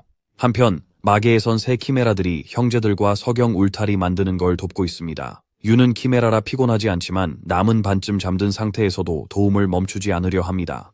곧 그들은 차온과 함께 일을 마무리하려 모였고 김 매니저는 블루의 꼬리 깃털을 고칠 방법을 찾고 있었습니다. 남이 먼저 머리를 검사받고 싶다고 하자 우리의 소녀는 기다릴 수 없다면 집에 가라고 했습니다. 그러자 대머리 소녀는 금세 조용해졌습니다. 그는 키메라 무리에게 기여하지 않으면 공짜로 살 수 없다고 엄하게 상기시킵니다. 이후 김이 그와 함께 울타리 일부를 마무리하러 동행합니다. 그가 그녀에게 계획을 말한 후 그녀에게 친구들과 잘 지내는지 묻습니다. 소녀는 얼어붙었다가 수줍게 그가 정말 그녀의 친구들을 구하려고 코코넛 부족에 갔는지 묻습니다. 그는 그녀가 자신의 정체를 알아차렸다는 걸 깨달았습니다. 그녀는 부끄러워하며 사실 자신이 코코넛 부족 출신이 아니라고 말하기 시작합니다. 저는 그녀에게 걱정 말라며 이제 아무도 그녀를 쫓지 않을 거라고 합니다. 그가 다 처리했기 때문입니다. 갑자기 그는 이곳을 코코넛 부족의 집으로 만들 수 있다고 말해 그녀를 놀라게 합니다. 그들은 여전히 성장하는 가족에 어울리는 귀엽고 사랑스러운 이름이 필요합니다. 빛나는 석영 울타리로 밝혀진 별이 반짝이는 밤에 그녀는 그가 해준 모든 것에 대해 눈물로 감사의 말을 전합니다. 그 후 그녀는 불타는 자신감으로 걸어 돌아옵니다. 유와 다른 사람들은 그 대화가 놀랍도록 순조롭게 진행된 것에 놀라며 지켜봅니다. 남은 그에게 울타리가 마침내 완성되었고 정말 멋지다고 알려줍니다. 김은 집이 반짝이고 귀여워서 기쁩니다. 폭시는 그녀를 많이 그리워해서 포근히 안아주고 아이스크림처럼 핥기 시작합니다. 블루도 영감을 받아 차온에게 달려가 큰 포옹을 합니다. 깃털이 완전히 다시 자란 것으로 드러났습니다. 매니저가 마침내 따라잡고 치료가 효과를 발휘하는데 그리 오래 걸리지 않았다고 말합니다. 우리 소년이 준 붉은 이끼는 매우 강력한 치유 능력을 지니고 있는 것 같습니다. 비루의 꼬리 깃털을 보며 남은 언젠가 자신의 머리카락이 자랄 희망이 커졌습니다. 더 좋은 기회를 놓치고 싶지 않아서 그는 매니저에게 조용히 다가갔습니다. 그가 그 남자에게 탈모 경험이 있는지 물었을 때 그 남자는 알고 있다는 사실에 놀랐습니다. 그 남자는 대머리 소년에게 지난 10년 동안 모발 성장 세럼을 연구해 왔다고 했습니다. 모든 연금술사들이 필사적으로 치료하려고 하는 질병이라고 합니다. 그래서 매니저는 지금 당장 필요로 하는 남에게 가장 먼저 연락하겠다고 약속합니다. 남의 빛나는 대머리가 땅에 닿습니다. 그는 여자친구를 얻을 기회를 잡은 남자에게 깊이 고개를 숙입니다. 매니저는 세 형제 자매들에게 그들의 깃털에서 새로운 것을 발견했다고 전합니다. 그는 마법진을 풀기 어렵고 저주가 너무 복잡해서 이전에 본 적이 없다고 조심스럽게 설명하려 합니다. 하지만 그는 많은 만드라고라 열매가 문제 해결에 도움이 될 거라고 믿어요. 그 말을 듣고 소녀는 그게 만드라고라에서 자연적으로 자라는 빨간 열매인지 물어봐요. 그는 또한 그 열매를 신선할 때만 딸 수 있기 때문에 얻기 매우 어렵다고 설명합니다. 만드라고라가 허락해야만 딸 수 있습니다. 게다가 작은 생명체들이 포식자로부터 안전하게 어두운 구멍에 숨기를 좋아하기 때문에 작은 오두막을 만들어야 한다고 합니다. 김 매니저는 그 종에 대한 그의 귀중한 지식에 감탄합니다. 차오는 그 작은 친구들과 약간의 역사가 있다고 인정하며 그동안 한 번도 이야기한 적이 없던 것이라고 말합니다. 그는 임무를 받았던 때를 기억합니다. 그들은 그가 혼자 10일 동안 악마의 영역에서 생존할 수 있는지를 시험하고 싶어 했습니다. 하지만 그 임무는 그에게 눈 덮인 산을 여행하는 것처럼 느껴졌습니다. 그는 재미와 도전을 위해 정상까지 오르기로 했습니다. 하지만 가는 중에 갑자기 근처 덤불에서 바스락 소리가 났습니다. 그가 안을 보니 다친 작은 만드라고라가 움직이려 애쓰고 있었어요.